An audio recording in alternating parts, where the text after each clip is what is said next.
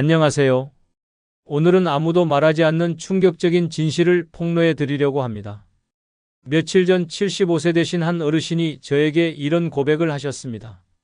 모든 인연을 정리하고 혼자 살기 시작한 지 3년이 됐는데 이게 제 인생에서 가장 행복한 시간입니다. 왜 진작 이렇게 살지 못했을까 후회될 정도예요. 이 말을 듣는 순간 정말 놀랐습니다. 더 놀라운 것은 이런 분들이 생각보다 정말 많다는 사실입니다. 평생 남들 눈치 보며 억지로 맞춰 살아오다가 나이 들어서야 진짜 자유를 찾은 분들이 속속 나타나고 있습니다. 하지만 이런 진실을 공개적으로 말하는 사람은 거의 없죠. 오늘은 용기를 내어 이 놀라운 현실을 정면으로 다뤄보겠습니다. 지금부터 들으실 내용이 여러분의 남은 인생을 완전히 바꿔놓을 것입니다. 구독, 좋아요, 알림 설정 해주시면 시작하겠습니다. 늙어 혼자 사는 게 최고 행복한 첫 번째 이유는 늙어가며 챙길 건 사람보다 내 컨디션이기 때문입니다. 여러분, 이런 하루를 보내본 적 있으신가요? 아침에 일어나자마자 온몸이 찌뿌둥하고 허리는 뻣뻣한데 문자 한 통이 울립니다. 오늘 점심 같이 먹어요. 마음은 피곤한데 괜히 거절하면 사람 관계가 어색해질까봐 억지로 나갈 준비를 합니다. 머리는 띵하고 발목은 시큰한데도 약속했으니 지켜야지 하며 스스로를 밀어붙이죠. 그렇게 한 번씩 만나고 나면 이틀은 누워 있어야 회복됩니다. 그런데 이런 날이 반복되면 삶이 피곤할 수밖에 없습니다. 사람 챙기느라 내 몸이 무너지는 경험 해보셨습니까? 젊을 때는 그런 희생이 당연했습니다. 자식 돌보고 배우자 기분 맞추고 친구들 부탁 하나라도 거절 못하고 살아왔습니다. 하지만 지금은 상황이 다릅니다. 예전처럼 몸이 쉽게 회복되지도 않고 무리한 하루는 다음날 통증으로 고스란히 돌아옵니다. 이제는 누구 기분보다도 내 몸 상태를 먼저 살펴야 하는 시기입니다. 전남 광양에 사는 74세 윤재분 씨는 과거엔 모임이 삶의 중심이었습니다. 교회 성가대, 마을회관 회식, 고등학교 동창회까지 매일 일정이 꽉 찼습니다. 하루라도 약속이 없으면 허전해서 일부러 스케줄을 채웠다고 합니다.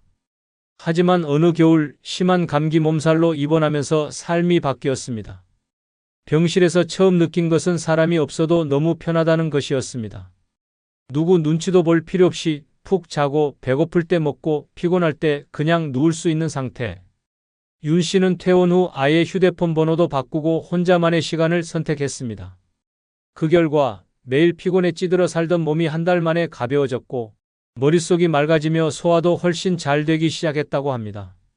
아침에 일어나 가장 먼저 내 몸을 점검하는 살, 피곤하면 약속을 미루는 용기, 좋아하는 음악 들으며 낮잠 자는 여유.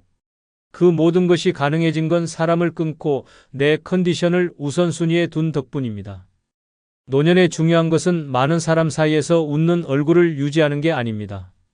웃는 척하면서 속은 뒤틀리고 앉아있는 것도 괴로운데 괜히 미소 지으며 고통을 참는 삶은 더 이상 필요하지 않습니다. 고요한 집에서 느긋하게 앉아 차 한 잔 마시며 몸이 보내는 신호에 귀 기울이는 것. 그게 진짜 호사입니다. 누군가에게 맞추는 삶은 결국 내 컨디션을 뺏기는 삶입니다. 약속 하나 지키려다 몸살로 끙끙 앓고 남 기분 맞추다 잠 못 이루는 밤을 보내며 우리는 서서히 지쳐갑니다. 혼자 사는 삶은 그런 낭비를 막아줍니다. 내 몸이 힘들면 그냥 누우면 됩니다. 누구에게도 변명할 필요 없습니다. 조용히 내 리듬대로 살 수 있습니다. 늙어간다는 건 내 몸이 점점 예민해진다는 뜻입니다. 그리고 그 몸을 제대로 돌볼 수 있는 가장 좋은 방법은 혼자 있는 것입니다. 혼자 살아야 조용해지고 조용해야 내 몸이 무슨 말을 하는지 들립니다. 오늘은 무슨 음식이 땡기는지, 어디가 불편한지, 쉬고 싶은지 그 모든 감각이 다시 살아납니다. 이제 남 챙기느라 망가진 내 몸에 집중할 시간입니다. 사람을 줄이면 기회가 줄어드는 게 아니라 오히려 진짜 회복의 기회가 열립니다. 노년의 가장 큰 사치는 화려한 인간관계가 아니라 오롯이 나를 위해 살 수 있는 자유입니다. 그리고 그 자유는 혼자일 때 비로소 가능합니다. 늙어 혼자 사는 게 최고 행복한 두 번째 이유는 애써 맞추느니 혼자가 낫기 때문입니다. 혹시 이런 날 겪어보신 적 있으신가요? 같이 밥을 먹으면서도 말 한마디 조심하게 되고 무슨 얘기를 꺼내도 상대의 표정부터 살피게 되는 날. 평소엔 그냥 넘길 수 있는 말인데 괜히 날카롭게 받아들이고 상대 기분 맞추느라 내 감정은 꾹 눌러야 했던 하루. 그러고 나면 남은 건 묘한 허탈감과 대체 내가 왜 이러고 살지라는 자괴감뿐입니다. 사람은 관계 속에서 살아갑니다. 그러나 그 관계가 애써 맞춰야만 유지되는 것이라면 그건 더 이상 좋은 관계가 아닙니다. 젊을 때는 그게 가능했습니다. 회사에서든 가정에서든 어쩔 수 없는 사정에 이해도 하고 갈등이 있어도 해결하려 노력했죠. 그런데 나이 들어서까지 그걸 반복하며 살아야 할 이유는 없습니다. 오히려 지금은 누구에게도 억지로 나를 꺾지 않아도 되는 시기입니다. 그 자유를 누릴 수 있는 게 바로 혼자 사는 삶입니다. 전라남도 순천에 사는 75세 하정미 씨는 남편과 사별한 지 10년 만에 외로움을 견디지 못하고 한 지인을 통해 재혼을 했습니다. 상대는 성실하고 조용한 사람이었지만 성격과 생활 방식이 지나치게 달랐습니다. 아침 기상 시간부터 TV 소리, 식사 습관, 쓰레기 버리는 방식까지 모든 게 달랐고 그 차이를 맞추기 위해 하 씨는 늘 자신을 조절해야 했습니다. 말끝마다 그건 그렇게 하면 안 되지, 내 방식대로 해줘라는 잔소리가 이어졌고 하루에도 몇 번씩 마음속에 분노가 치밀었지만 외롭기 싫다는 생각에 참고 또 참았습니다. 하지만 참는 데는 한계가 있었습니다. 어느 날 하 씨는 자신도 모르게 큰 소리로 화를 내고 말았습니다. 그 일로 크게 다투고 며칠간 냉전 상태가 이어졌고 그때 하 씨는 깨달았습니다. 혼자 있을 땐 한 번도 화낸 적이 없었는데 같이 사니까 이렇게까지 예민해졌구나. 결국 그는 조용히 집을 나와 다시 혼자의 삶으로 돌아왔습니다. 그리고 말했습니다. 누구와 함께 있느라 나를 매일 잃어가는 기분이었어요. 차라리 혼자 있는 게 100배 나아요. 우리는 자꾸 함께 있다는 이유로 그 관계를 소중하다고 착각합니다.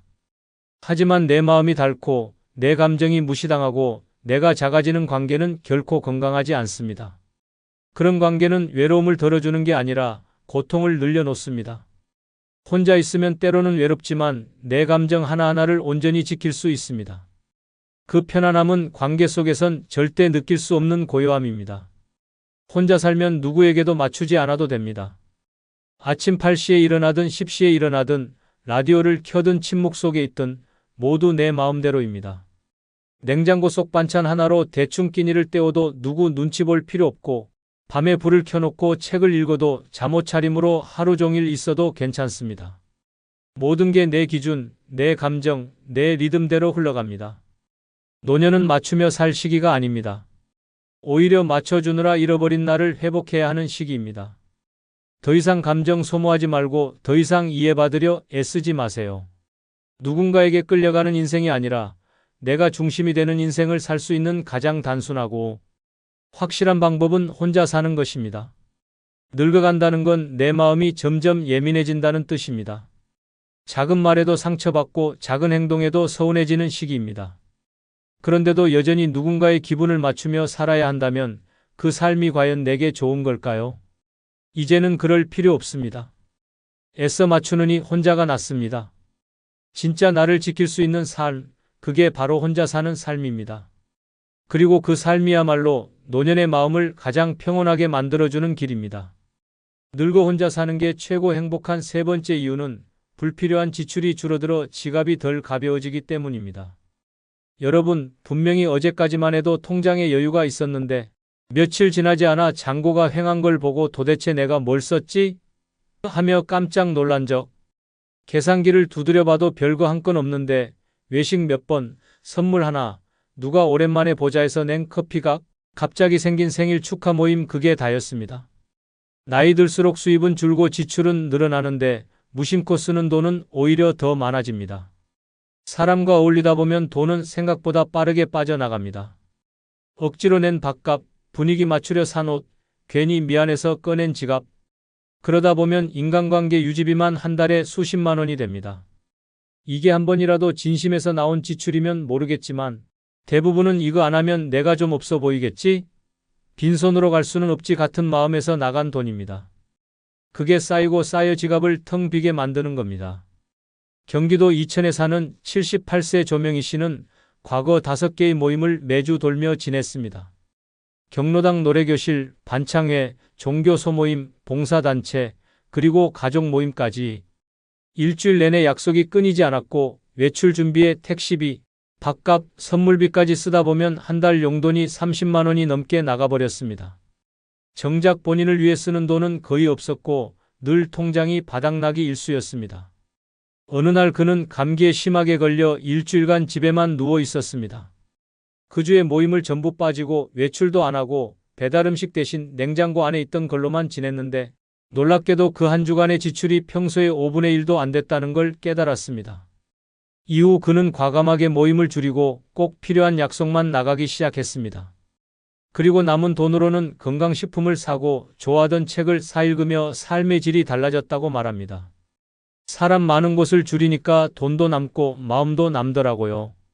혼자 살면 이런 불필요한 지출에서 자유로워집니다. 오늘 뭐 입을지 고민할 필요도 없고 누가 뭐라 해도 나 하나 먹고 자는데 필요한 비용이면 충분합니다. 남 눈치라는 항목이 지출 목록에서 사라지니 지갑이 오래 갑니다. 또 혼자 먹는 밥은 간단하지만 오히려 건강에 좋고 매일 세수하듯 쓰던 돈을 아껴 쓰게 되니 소소한 여유가 쌓이기 시작합니다. 나이 들면 돈의 가치는 달라집니다. 많이 쓰는 것이 아니라 쓸 곳을 아는 것이 중요해집니다. 혼자 사는 사람은 자신이 진짜로 필요한 게 무엇인지 잘 압니다. 괜히 사두고 안 쓰는 물건, 어울리지 않는 옷, 형식적인 선물에 돈을 허비하지 않습니다. 그 대신 내 몸에 필요한 물, 내 마음을 살리는 책, 그리고 적절한 휴식에 투자하게 됩니다. 지갑이 가벼우면 마음이 무겁습니다. 그런데 반대로 사람을 줄이니 지갑이 남고 그 여유가 마음의 평온으로 이어집니다. 혼자 사는 삶은 바로 그 불필요한 지출의 악순환을 끊어주는 첫걸음입니다. 늙어간다는 건 단순해지는 삶을 배워가는 과정입니다. 그리고 그 단순함이 곧 지갑의 여유를, 마음의 안정을 만들어줍니다. 불필요한 인연이 줄어들면 불필요한 지출도 자연스럽게 줄어듭니다. 그렇게 남은 돈은 이제 진짜 당신을 위해 쓸 수 있습니다. 그리고 그 돈이 당신의 노년을 조금 더 따뜻하게 만들어줄 것입니다. 늙어 혼자 사는 게 최고 행복한 네 번째 이유는 내 속 편한 대로 사니 스트레스가 없어 정신건강에 좋기 때문입니다. 혹시 이런 하루 보내보신 적 있으신가요? 아침부터 TV 소리 크다고 타박 듣고 밥상 메뉴 놓고 말꼬리 잡히고 뭐하나? 내 마음대로 했다가 괜히 짜증 섞인 한숨 들으며 기분이 망가졌던 날.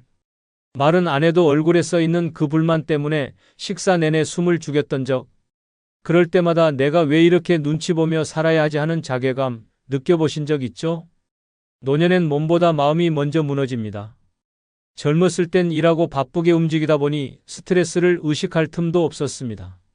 하지만 나이 들수록 작은 말 한마디, 무심한 표정 하나에도 상처를 받고 그 감정이 오래도록 남아 머릿속을 맴돌게 됩니다. 스트레스를 주는 대상이 늘 가까이 있는 사람일수록 그 피로는 더 깊어집니다. 충청북도 제천에 사는 73세 송현옥 씨는 남편과 오랜 시간 별거 끝에 각자의 삶을 살기로 결정했습니다. 가족들은 걱정했습니다. 그 나이에 혼자 살면 외로워서 어떻게 버티려고? 하지만 송 씨는 오히려 얼굴빛이 달라졌습니다. 매일 눈치 보며 말 한마디 조심하던 시절엔 소화도 안 되고 불면증에 시달렸다고 합니다. 그런데 혼자 살기 시작하니 늦은 밤까지 책을 읽고 아침엔 눈 뜨는 대로 일어나 산책을 나가고 커피잔 들고 창밖을 멍하니 바라보는 시간이 생겼습니다. 그녀는 말합니다. 혼자 사니까 내 속도에 맞춰 사는 거예요. 그냥 그게 너무 편하네요. 아무도 나한테 기대 안 하니까요. 혼자 산다는 건 단순히 사람과 떨어져 산다는 게 아닙니다. 누군가의 기분, 감정, 기대에 맞춰 살지 않아도 된다는 의미입니다. 내 기분이 꿀꿀하면 하루 종일 말 안 해도 되고 마음이 가라앉는 날엔 그냥 이불 속에서 꼼짝 안 해도 괜찮습니다. 누구한테 해명하지 않아도 되고 혼자만의 시간을 눈치 없이 누릴 수 있습니다. 이런 환경은 정신 건강에 결정적인 영향을 미칩니다. 심리학에서도 혼자 있는 시간이 오히려 우울증과 불안을 예방하는 데 도움이 된다는 연구 결과들이 많습니다. 중요한 건 고립이 아니라 고요입니다. 강제로 단절된 고립은 외로움을 부르지만 스스로 선택한 고요는 마음을 회복시킵니다. 혼자 있는 시간이 늘어날수록 자꾸만 무겁던 마음이 가벼워지고 머릿속을 차지하던 쓸데없는 걱정도 점점 사라집니다. 누군가와 함께 있는 시간이 꼭 행복한 건 아닙니다.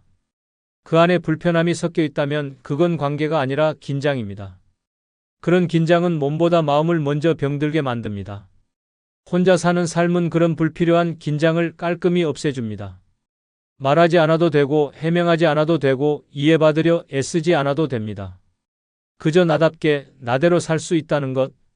그 단순한 자유가 정신을 맑게 하고 마음을 튼튼하게 만들어줍니다. 늙어갈수록 스트레스가 병보다 무섭다는 말 실감하신 적 있을 겁니다. 의사보다 더 중요한 건 내 마음을 힘들게 하지 않는 환경입니다. 그 환경을 만들 수 있는 가장 좋은 방법, 바로 혼자 사는 것입니다. 내 감정이 기준이고 내 속도에 맞춰 하루를 설계할 수 있는 삶. 그게 바로 정신이 건강해지는 첫걸음입니다. 누구와도 부딪히지 않고 누구의 눈치도 보지 않고 내 감정에만 충실한 하루. 그것이 곧 정신의 평안이고 그 평안이 쌓이면 몸까지 건강해집니다. 늙어간다는 건 마음이 얇아지는 시기입니다. 그래서 더더욱 그 마음을 상처 없이 보호해줄 고요한 혼자의 시간이 필요합니다. 스트레스를 밖으로 몰아내고 평온을 드리는 그 천문이 바로 혼자입니다. 늙어 혼자 사는 게 최고 행복한 5번째 이유는 연락을 끊었더니 마음의 병도 낫기 시작했기 때문입니다. 연락은 매번 내가 먼저 하고 모임도 늘 내가 챙기고 약속 시간도 내가 맞추는데 돌아오는 건 당연한 듯한 무관심과 때로는 무시. 누군가를 위해 애쓰는 시간이 반복될수록 마음 깊은 곳엔 알 수 없는 허전함이 쌓입니다. 내가 이렇게까지 해야 하나라는 생각이 들지만 또 끊자니 미안하고 외로움이 두려워서 억지로 관계를 이어가는 분들 생각보다 많습니다. 하지만 그런 관계들이 결국은 마음을 병들게 합니다. 자주 만나는 사람이 꼭 좋은 사람은 아닙니다. 자주 연락 온다고 따뜻한 관계도 아닙니다. 오히려 그런 관계가 내 감정을 갉아먹고 내 자존감을 무너뜨리기도 합니다. 그런데 문제는 그걸 스스로 잘 인지하지 못한다는 데 있습니다. 사람이 많으면 외롭지 않겠지라는 환상이 마음의 병을 더 키우는 겁니다. 전라북도 정읍에 사는 76세 장정순 씨는 평소 성격이 둥글둥글하고 인복이 많다고들 했습니다. 그래서인지 사람들 사이에서 중심 역할을 자주 맡았고 모임을 주도하거나 갈등을 중재하는 일이 많았습니다. 겉으로 보기엔 활발하고 밝은 사람이었지만 밤이 되면 혼자 눈물을 삼켰습니다. 자신은 늘 남의 말을 들어주고 웃음을 줬지만 정작 힘들 때 위로해주는 사람은 없었던 겁니다. 결국 장 씨는 불면증과 공황 증세로 병원까지 찾게 되었고 의사는 사람에게 너무 지쳤다는 말을 남겼습니다.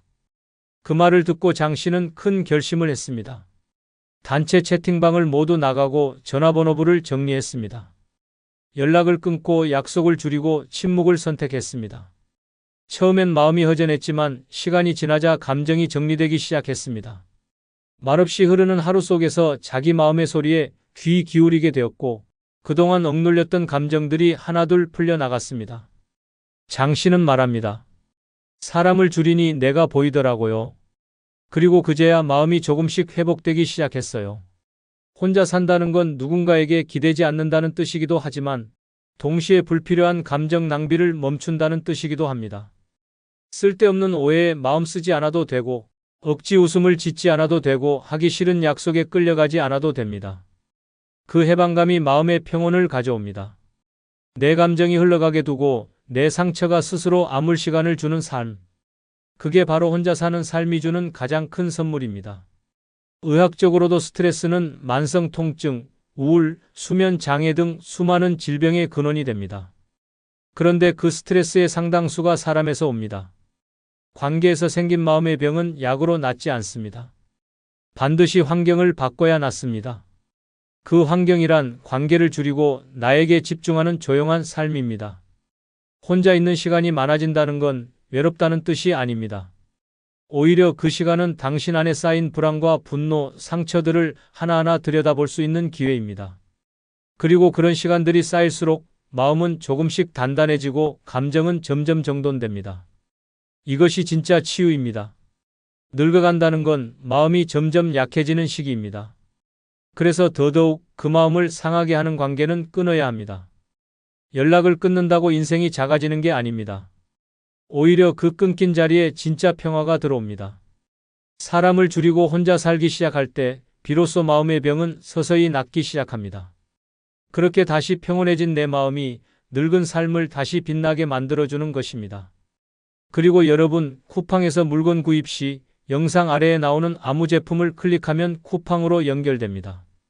그리고 여러분이 아무 제품을 구입해도 본 채널에 약간의 수수료가 발생하오니 이런 방법으로 도움 주시면 큰 복 받으실 겁니다. 감사합니다. 77세 김윤희 씨는 아들과 함께 살다가 3년 만에 가출했습니다. 이 집은 내 집이 아닌 것 같아요. 조용히 살아도 민폐래요. 며느리에게 무시당하고 손주 눈치 보며 라면도 못 끓이는 하루. 밥값도 자존심도 전기세마저 미안해야 하는 노후. 그녀는 지금 원룸에서 혼자 살고 있습니다.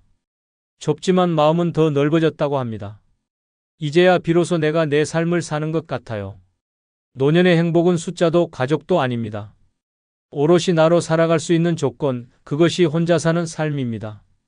왜 혼자 사는 게 가장 행복한 노년인지 6가지 이유로 알려드리겠습니다. 구독, 좋아요, 알림 설정 누르시면 시작하겠습니다.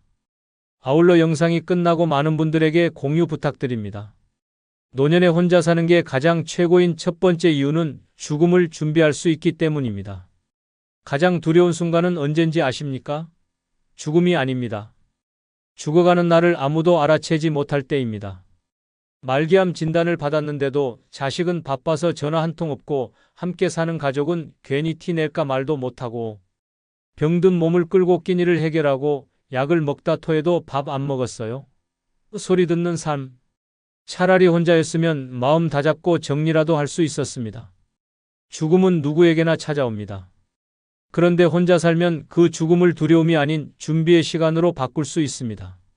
누구에게도 미안하지 않고 누구에게도 짐이 되지 않게 스스로를 돌아보고 마무리할 수 있는 시간. 그것이 혼자 사는 노년이 주는 마지막 선물입니다. 서울 성북구에 사는 윤미선 씨는 폐암 3기 진단을 받고 병원에서 요양병원 입소를 권유받았습니다. 하지만 그녀는 말했습니다. 나는 내 방에서 내 이불 덮고 죽고 싶다. 그렇게 혼자 사는 원룸에서 항암 치료 대신 영양식과 산책을 선택했고 마지막 1년을 누구보다 정갈하게 살아냈습니다. 매일 같은 시간에 창문을 열고 좋아하는 음악을 틀고 손으로 직접 밥을 지어 먹었습니다.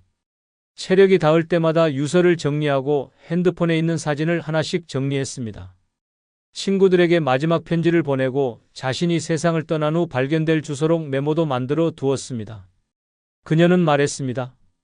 내가 혼자여서 얼마나 다행인지 몰라요. 가족이 옆에 있었으면 눈치 보느라, 불안에 떠느라 이 모든 걸 못했을 거예요.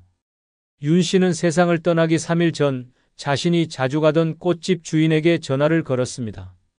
혹시 내가 연락 없으면 경찰에 신고해 주세요. 고맙습니다. 그게 마지막 대화였습니다.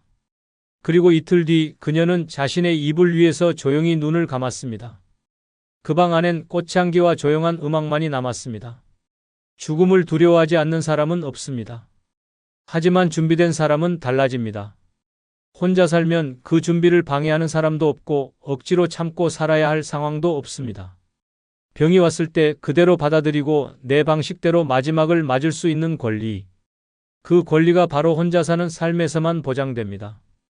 반대로 가족과 함께 살며 죽음을 맞이하는 노인은 대부분 자신의 감정을 삼킵니다.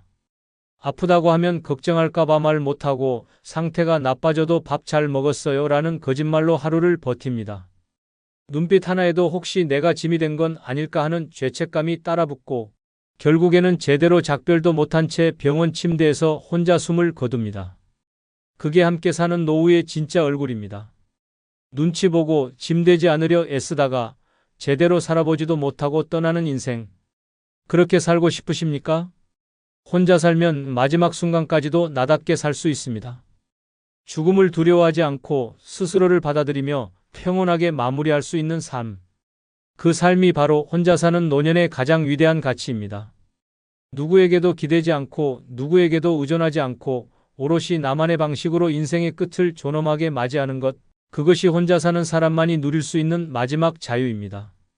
노년에 혼자 사는 게 가장 최고인 두 번째 이유는 남의 인생에 들러리 서지 않아도 되기 때문입니다. 자식 눈치 보며 돈 보태주고 며느리 기분 맞춰가며 밥상 차리고 손주 보느라 허리 휘는 인생. 이게 정말 우리가 꿈꾸던 노후입니까? 도와주는 줄 알았는데 알고 보니 부려먹히고 있었던 건 아닙니까? 혼자 살면 그런 인생 단칼에 끝납니다. 더 이상 누구의 들러리도 배경도 집안의 조력자도 아닙니다. 드디어 내 인생의 주인공이 됩니다. 사람들은 가족과 함께해야 따뜻하다고 말하지만 현실은 다릅니다. 많은 부모들이 자식 집에 얹혀 살며 무언의 가사노동자가 됩니다. 밥을 차려야 하고 청소를 도맡고 심지어 손주까지 돌봐야 합니다. 그런데도 감사하다는 말 한마디 듣지 못합니다. 오히려 엄마, 그건 요즘 방식이 아니야 라며 무시당하거나 아버지, 너무 고집 부리지 마세요 라는 말에 자존심은 바닥에 떨어집니다. 그렇게 존재감 없는 노년 얼마나 더 견디시겠습니까? 대구에 사는 최동희 씨는 딸 부부의 부탁으로 3년간 손주를 돌봐줬습니다. 처음엔 가족이니까라는 마음이었지만 시간이 지날수록 일이 늘어났습니다. 아침 일찍 일어나 밥을 하고 유치원 등하교까지 책임졌으며 주말이면 반찬까지 만들어 챙겼습니다. 그런데 딸은 고맙다는 말보다 엄마, 애가 좀 예민하니까 말투 조심해라고 했고, 사위는 무슨 일만 있으면 어머니가 너무 간섭하신다는 눈치를 줬습니다. 결정적인 사건은 손주가 아팠던 날 벌어졌습니다. 병원에 데려간 뒤 돌아와 약을 먹이자 아이가 토했고 사위는 최 씨에게 이렇게 말했습니다. 어머니, 애 키우는 방식이 너무 옛날이에요. 그냥 저희가 알아서 할게요. 그날 밤 최 씨는 가방을 쌌습니다. 그리고 딸에게 이렇게 말했습니다. 나는 너희 식모가 아니라 나는 내 인생을 살아야겠다. 그렇게 혼자 살기 시작한 동희 씨는 말합니다. 이제서야 내가 사람 같아요. 아무 일도 안 해도 되는 게 이렇게 편한 줄 몰랐어요. 혼자 사는 노년은 누구에게도 이용당하지 않는 삶입니다. 자식 인생의 부속품이 아니고 손주의 보모가 아니며 사위나 며느리의 심부름꾼이 아닙니다. 당신은 이미 평생을 가족을 위해 살아온 사람입니다. 이제는 누구에게도 들러리 서지 말고 오직 나 하나만을 위한 무대를 살아야 할 때입니다. 혼자 살면 남의 인생에 휘둘리지 않습니다. 식사는 내가 먹고 싶은 시간에 하루 일정도 내가 정한 대로 흘러갑니다. 불쑥 찾아와 부탁하거나 내 공간에 함부로 들어오는 일도 없습니다. 휴일 아침을 누군가의 부탁 전화로 깨는 일도 누군가의 짜증을 조용히 참는 일도 없습니다. 단 한 사람의 비위도 맞출 필요 없이 내 기분대로 살아도 되는 삶. 그것이 바로 혼자 사는 노년이 주는 가장 확실한 해방입니다. 기억하십시오. 노년에도 당신은 소중한 한 사람입니다. 누구의 손에 끌려가지 말고 누구의 인생에 붙들려 살지 마십시오. 혼자 사는 게 무서운 게 아니라 남의 인생에 끌려다니며 내가 사라지는 게 진짜 두려운 일입니다. 노년의 행복은 누구와 함께 있느냐보다 내가 나로 살고 있느냐에 달려 있습니다. 이제는 남의 인생에 들러리 서지 말고 무대 중앙으로 걸어 나오십시오. 거기가 바로 당신 자리입니다. 노년에 혼자 사는 게 가장 최고인 세 번째 이유는 내 돈, 내 손으로 지킬 수 있기 때문입니다. 모아놓은 돈을 믿었던 가족에게 뺏기고 고생해서 마련한 재산을 자식 명의로 넘겼다가 쫓겨나고 집 팔아 도와준 뒤에는 언제 도와줬냐는 표정으로 외면당하는 일. 남의 일이 아닙니다. 당신 얘기일 수도 있습니다. 같이 산다는 이유로 재산도 통장도 노후 자금도 넘기고 결국 빈손이 된 사람들. 혼자 살았으면 이런 일 없었습니다. 어느 날 갑자기 자식이 묻습니다. 엄마, 혹시 집 명의 좀 바꿔줄 수 있어? 아버지, 아파트 담보로 대출 좀 받을 수 있을까요? 처음엔 도움을 주는 게 가족 간의 당연한 정이라 생각합니다. 하지만 그 정은 시간이 지나면 계산이 되고 권리가 됩니다. 내 돈인데 내가 눈치 보게 되는 순간부터 노년의 지옥이 시작됩니다. 충청남도 아산에 사는 이남호 씨는 30년 공무원 생활로 작은 아파트 한 채를 마련했습니다.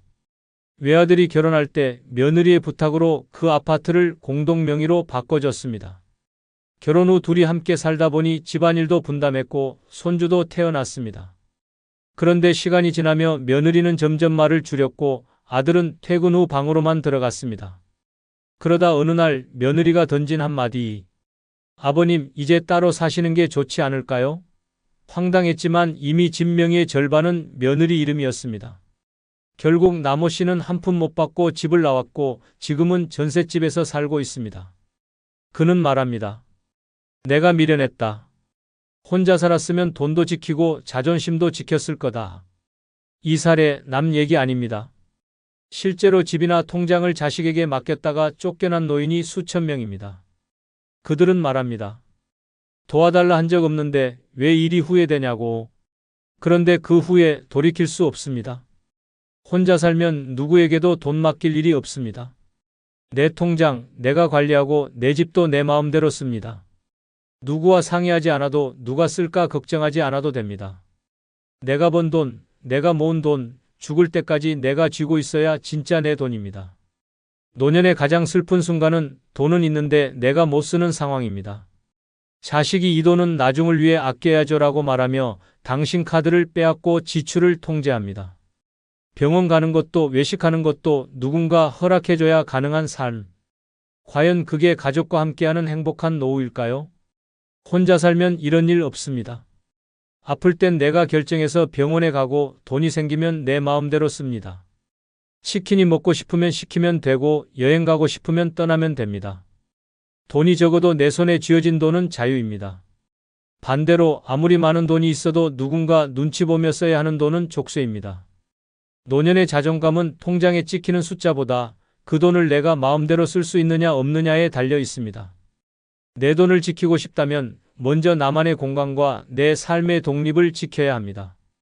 그리고 그 시작은 혼자 사는 데서부터 가능합니다.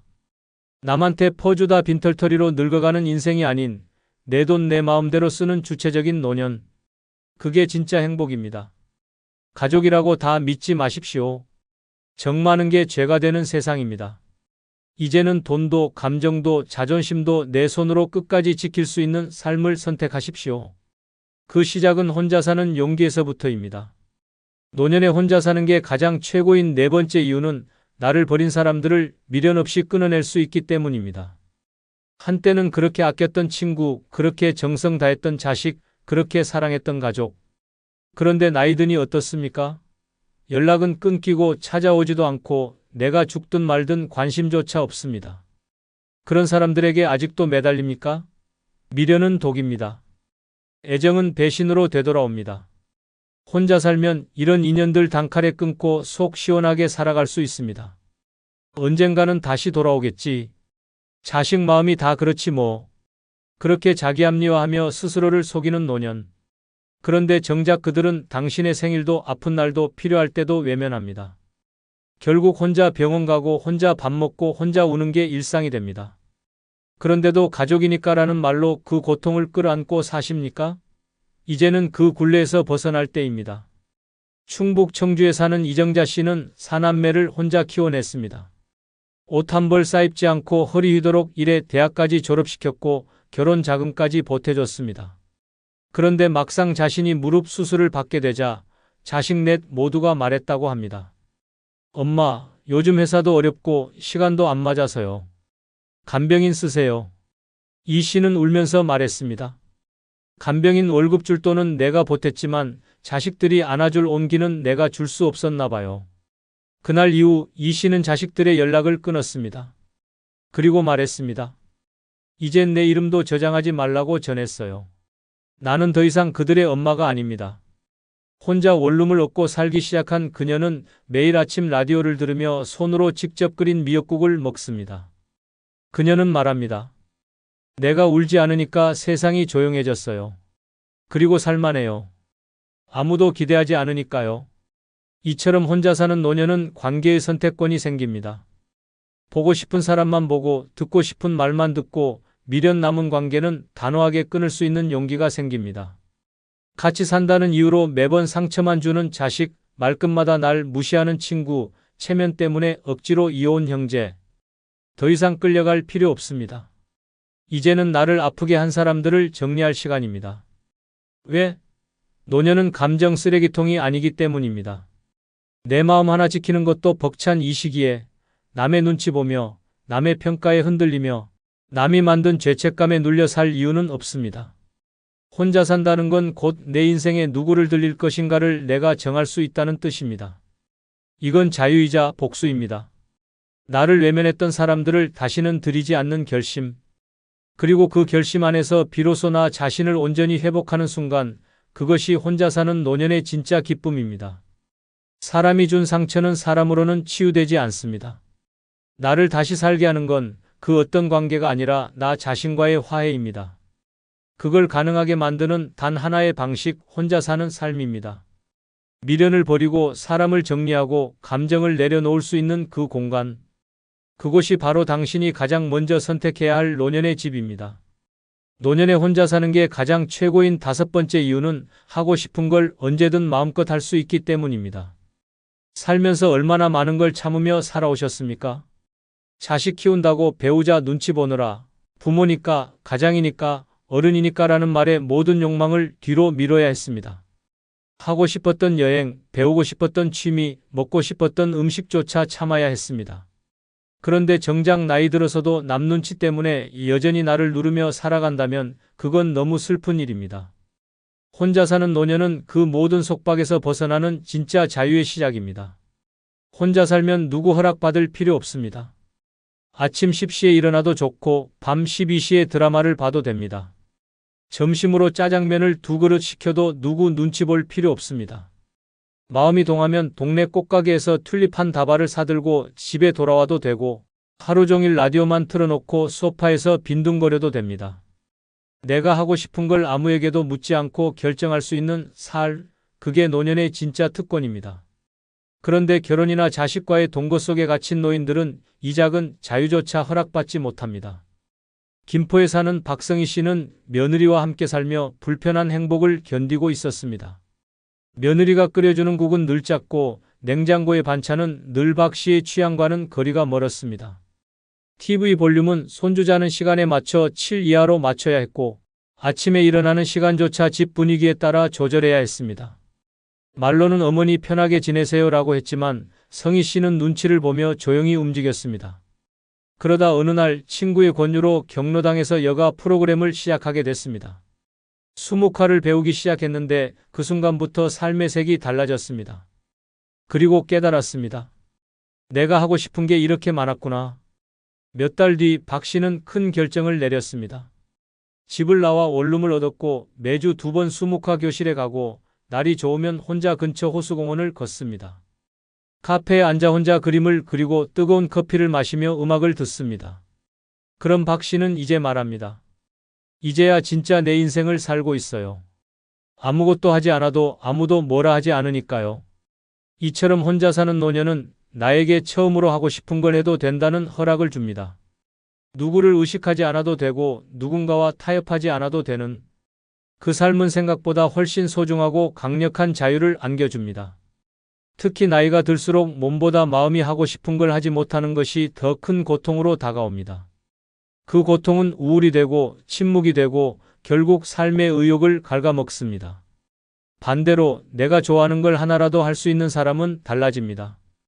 아침에 눈 뜨는 이유가 생기고 주말이 기다려집니다. 혼자여도 전혀 외롭지 않습니다. 오히려 자꾸 누군가에게 맞춰 살아가는 삶이 외롭고 피곤한 법입니다. 누구도 내 인생을 대신 살아주지 않습니다. 그렇다면 이제는 내가 주인공이 되어야 합니다. 이 나이에 뭘 새로 해가 아니라 이제라도 해보자고 마음먹는 순간 노년은 다시 시작됩니다. 혼자 사는 인생은 그렇게 나를 해방시킵니다. 그 해방이야말로 늦게 피는 가장 아름다운 자유입니다. 내가 원하는 것을 원하는 때에 원하는 방식으로 할 수 있는 삶, 그것이 바로 혼자 사는 노년이 주는 가장 큰 행복입니다. 노년에 혼자 사는 게 가장 최고인 6번째 이유는 내 삶의 리듬을 누구에게도 뺏기지 않기 때문입니다. 언제 자고 언제 먹고 언제 나가고 언제 쉬는지 지금 그 모든 게 가족 눈치, 자식 시간표, 손주 등하원에 맞춰 돌아가고 있지는 않습니까? 내 삶인데 남의 스케줄에 끌려다니는 하인 같은 노후 언제까지 참을 겁니까? 혼자 살면 아침 10시에 느긋하게 일어나도 되고 오후 3시에 혼자 떡볶이를 시켜 먹어도 됩니다. 누구와도 상의하지 않고 눈치도 보지 않고 내가 좋아하는 리듬으로 사는 인생, 그게 진짜 자유입니다.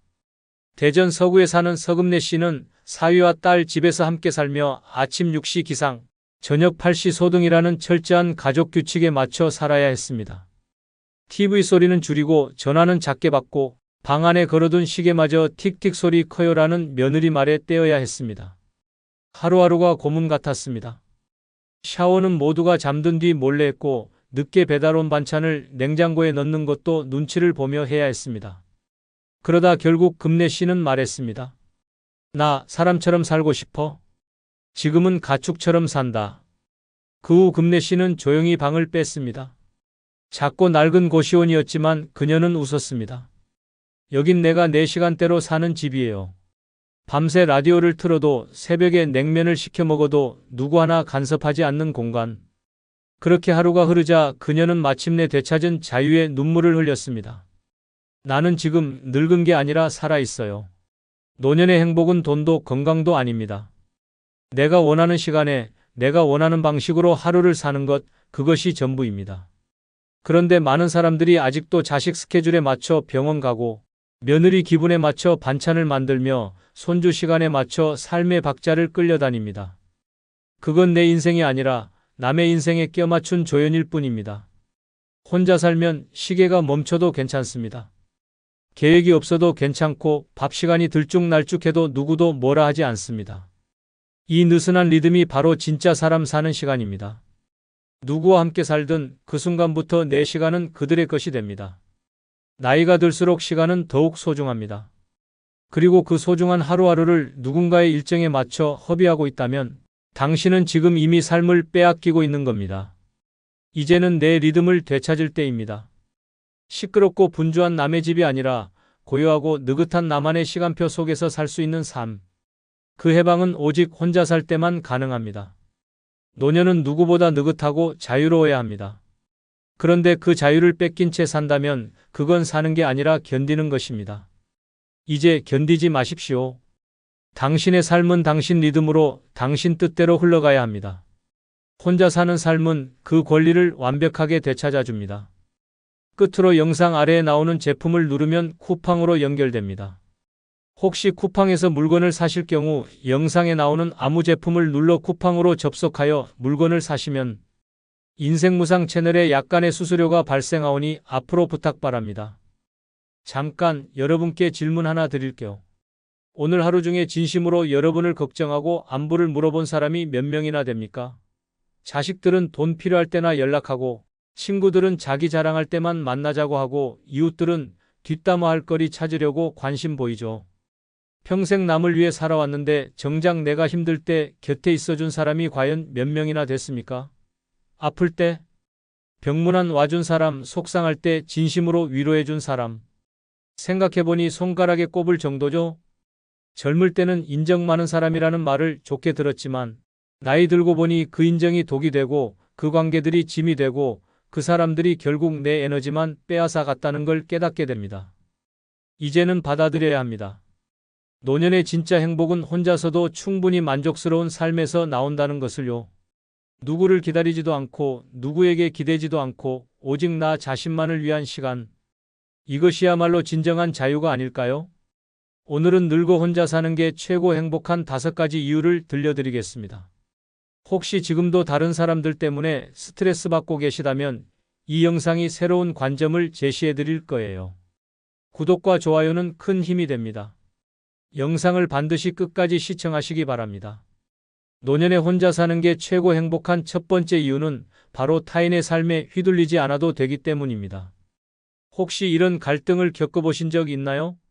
자식들과는 요즘 세상을 모른다는 소리를 들으며 세대 갈등에 시달리고 이웃들과는 사소한 일로 신경전을 벌이고 친구들과도 이런저런 일로 마음이 상하는 그런 하루하루 말이에요. 더 구체적으로 말해볼까요? 아침에 일어나서 김치찌개를 끓였는데 아들이 엄마 이렇게 짜게 먹으면 혈압 올라가요라고 잔소리하면 하루 종일 기분이 상하죠. 그래서 다음에는 싱겁게 했더니 엄마 음식이 왜 이렇게 밍밍해졌어요? 라고 또 불평해요. 저녁에는 손자가 게임하는 걸 보고 공부 좀 해라라고 했더니 아들이 엄마는 요즘 교육 방식을 몰라요. 간섭하지 마세요 라며 면박을 주고 이런 일들이 매일같이 반복되면서 집안이 전쟁터가 되는 거예요. 친구들과 만나서도 마찬가지예요. 우리 아들은 의사야, 우리 딸은 대기업. 다녀라는 자랑 섞인 이야기들 사이에서 우리 집은 별거 없는데 라며 위축되고 누군가 새 옷을 입고 나오면 나도 뭔가 사야 하나 하는 부담감에 시달리죠. 이웃 아주머니들과도 갈등이 끊이지 않아요. 왜 집 앞에 화분을 그렇게 놔두세요? 빨래 넣을 때? 물이 떨어져요라는 말들을 들으면 내가 뭘 잘못했나 싶어서 하루 종일 기분이 안 좋아져요. 왜 이런 갈등이 끊이지 않을까요? 각자 살아온 방식이 다르고 가치관이 다르고 생각하는 기준이 달라서 그래요. 내가 옳다고 생각하는 게 상대방에게는 틀린 것이고 상대방이 당연하게 여기는 게 내게는 이해할 수 없는 일이 되는 거죠. 이런 갈등 속에서 살다 보면 매일이 스트레스입니다. 내가 뭘 잘못했나? 왜 나만 이해받지 못하나? 내 존재 가치가 뭔가 이런 생각들로 머릿속이 복잡해져요. 특히 남편을 먼저 보내고 혼자가 된 상황에서는 이런 갈등이 더욱 견디기 힘들어요. 그나마 내 편이 되어주던 사람이 없으니까 모든 갈등을 혼자 감당해야 하거든요. 혼자 살면 이런 갈등 자체가 존재하지 않습니다. 내가 어떻게 살든 뭘 하든 누구와 부딪힐 일이 없어요. 김치찌개를 짜게 끓이든 싱겁게 끓이든 누가 뭐라고 할 사람이 없고 TV를 하루 종일 틀어놔도 누가 간섭할 사람이 없어요. 77세 박모 씨의 경험을 들어보세요. 남편 떠나보내고 아들 집에서 3년 살았는데 하루에도 몇 번씩 갈등이 생겼어요. 사소한 것부터 시작해서 큰 소리까지. 그때마다 가슴이 답답하고 잠도 제대로 못 잤거든요. 지금은 작은 원룸에서 혼자 살지만 그런 스트레스가 전혀 없어서 매일이 평온해요. 갈등이 없어지면 어떤 변화가 생길까요? 첫째, 혈압이 안정됩니다. 화가 나고 스트레스를 받으면 혈압이 올라가는데 갈등이 없으니까 자연스럽게 혈압이 정상 범위를 유지해요. 둘째, 잠을 깊게 잡니다. 밤에 누워서 오늘 왜 그렇게 말했을까? 내일은 또 뭘로 싸우게 될까? 이런 걱정 없이 편안하게 잠들 수 있어요. 셋째, 식욕이 정상화됩니다. 스트레스를 받으면 밥맛이 없어지거나 반대로 폭식하게 되는데 마음이 편하니까 규칙적이고 건강한 식사를 할 수 있어요. 넷째, 우울감이 사라집니다. 끊임없는 갈등 속에서는 나는 사랑받지 못하는 사람인가? 내가 잘못 살아온 건가? 이런 부정적 생각이 들기 마련인데 그런 상황 자체가 없어지니까 마음이 밝아져요. 더 중요한 건 자존감이 회복된다는 점이에요. 계속 비난받고 무시당하다 보면 내가 정말 문제 많은 사람인가 하는 자기 의심에 빠지게 되는데 갈등이 사라지면서 내가 나쁜 사람이 아니었구나를 깨닫게 되거든요. 물론 가족과의 관계가 완전히 끊어진다는 뜻은 아니에요. 오히려 적당한 거리를 두고 만나니까 서로 더 소중하게 느끼고 만날 때마다 좋은 이야기만 하게 되죠. 두 번째 이유는 바로 인간관계에서 오는 피로감과 상처를 줄일 수 있기 때문입니다. 관계가 피곤하다는 말 들어보신 적 있으시죠? 젊을 때는 몰랐어요. 사람들과 어울리는 게 즐겁고 누군가와 함께 있는 게 외롭지 않아서 좋다고 생각했죠. 그런데 나이가 들수록 점점 느끼게 돼요.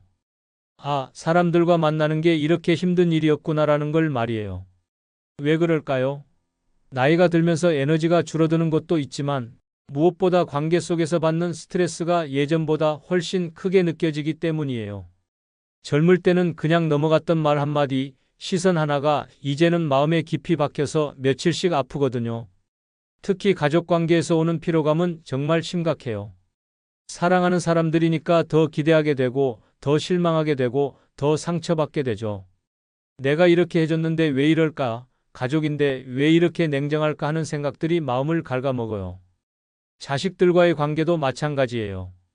좋은 마음으로 조언을 해줬는데 간섭한다는 소리를 들으면 하루 종일 마음이 상하고 안부 전화를 했는데 바쁘다며 성의 없이 받으면 내가 짐이 된 건가 하는 생각이 들어요.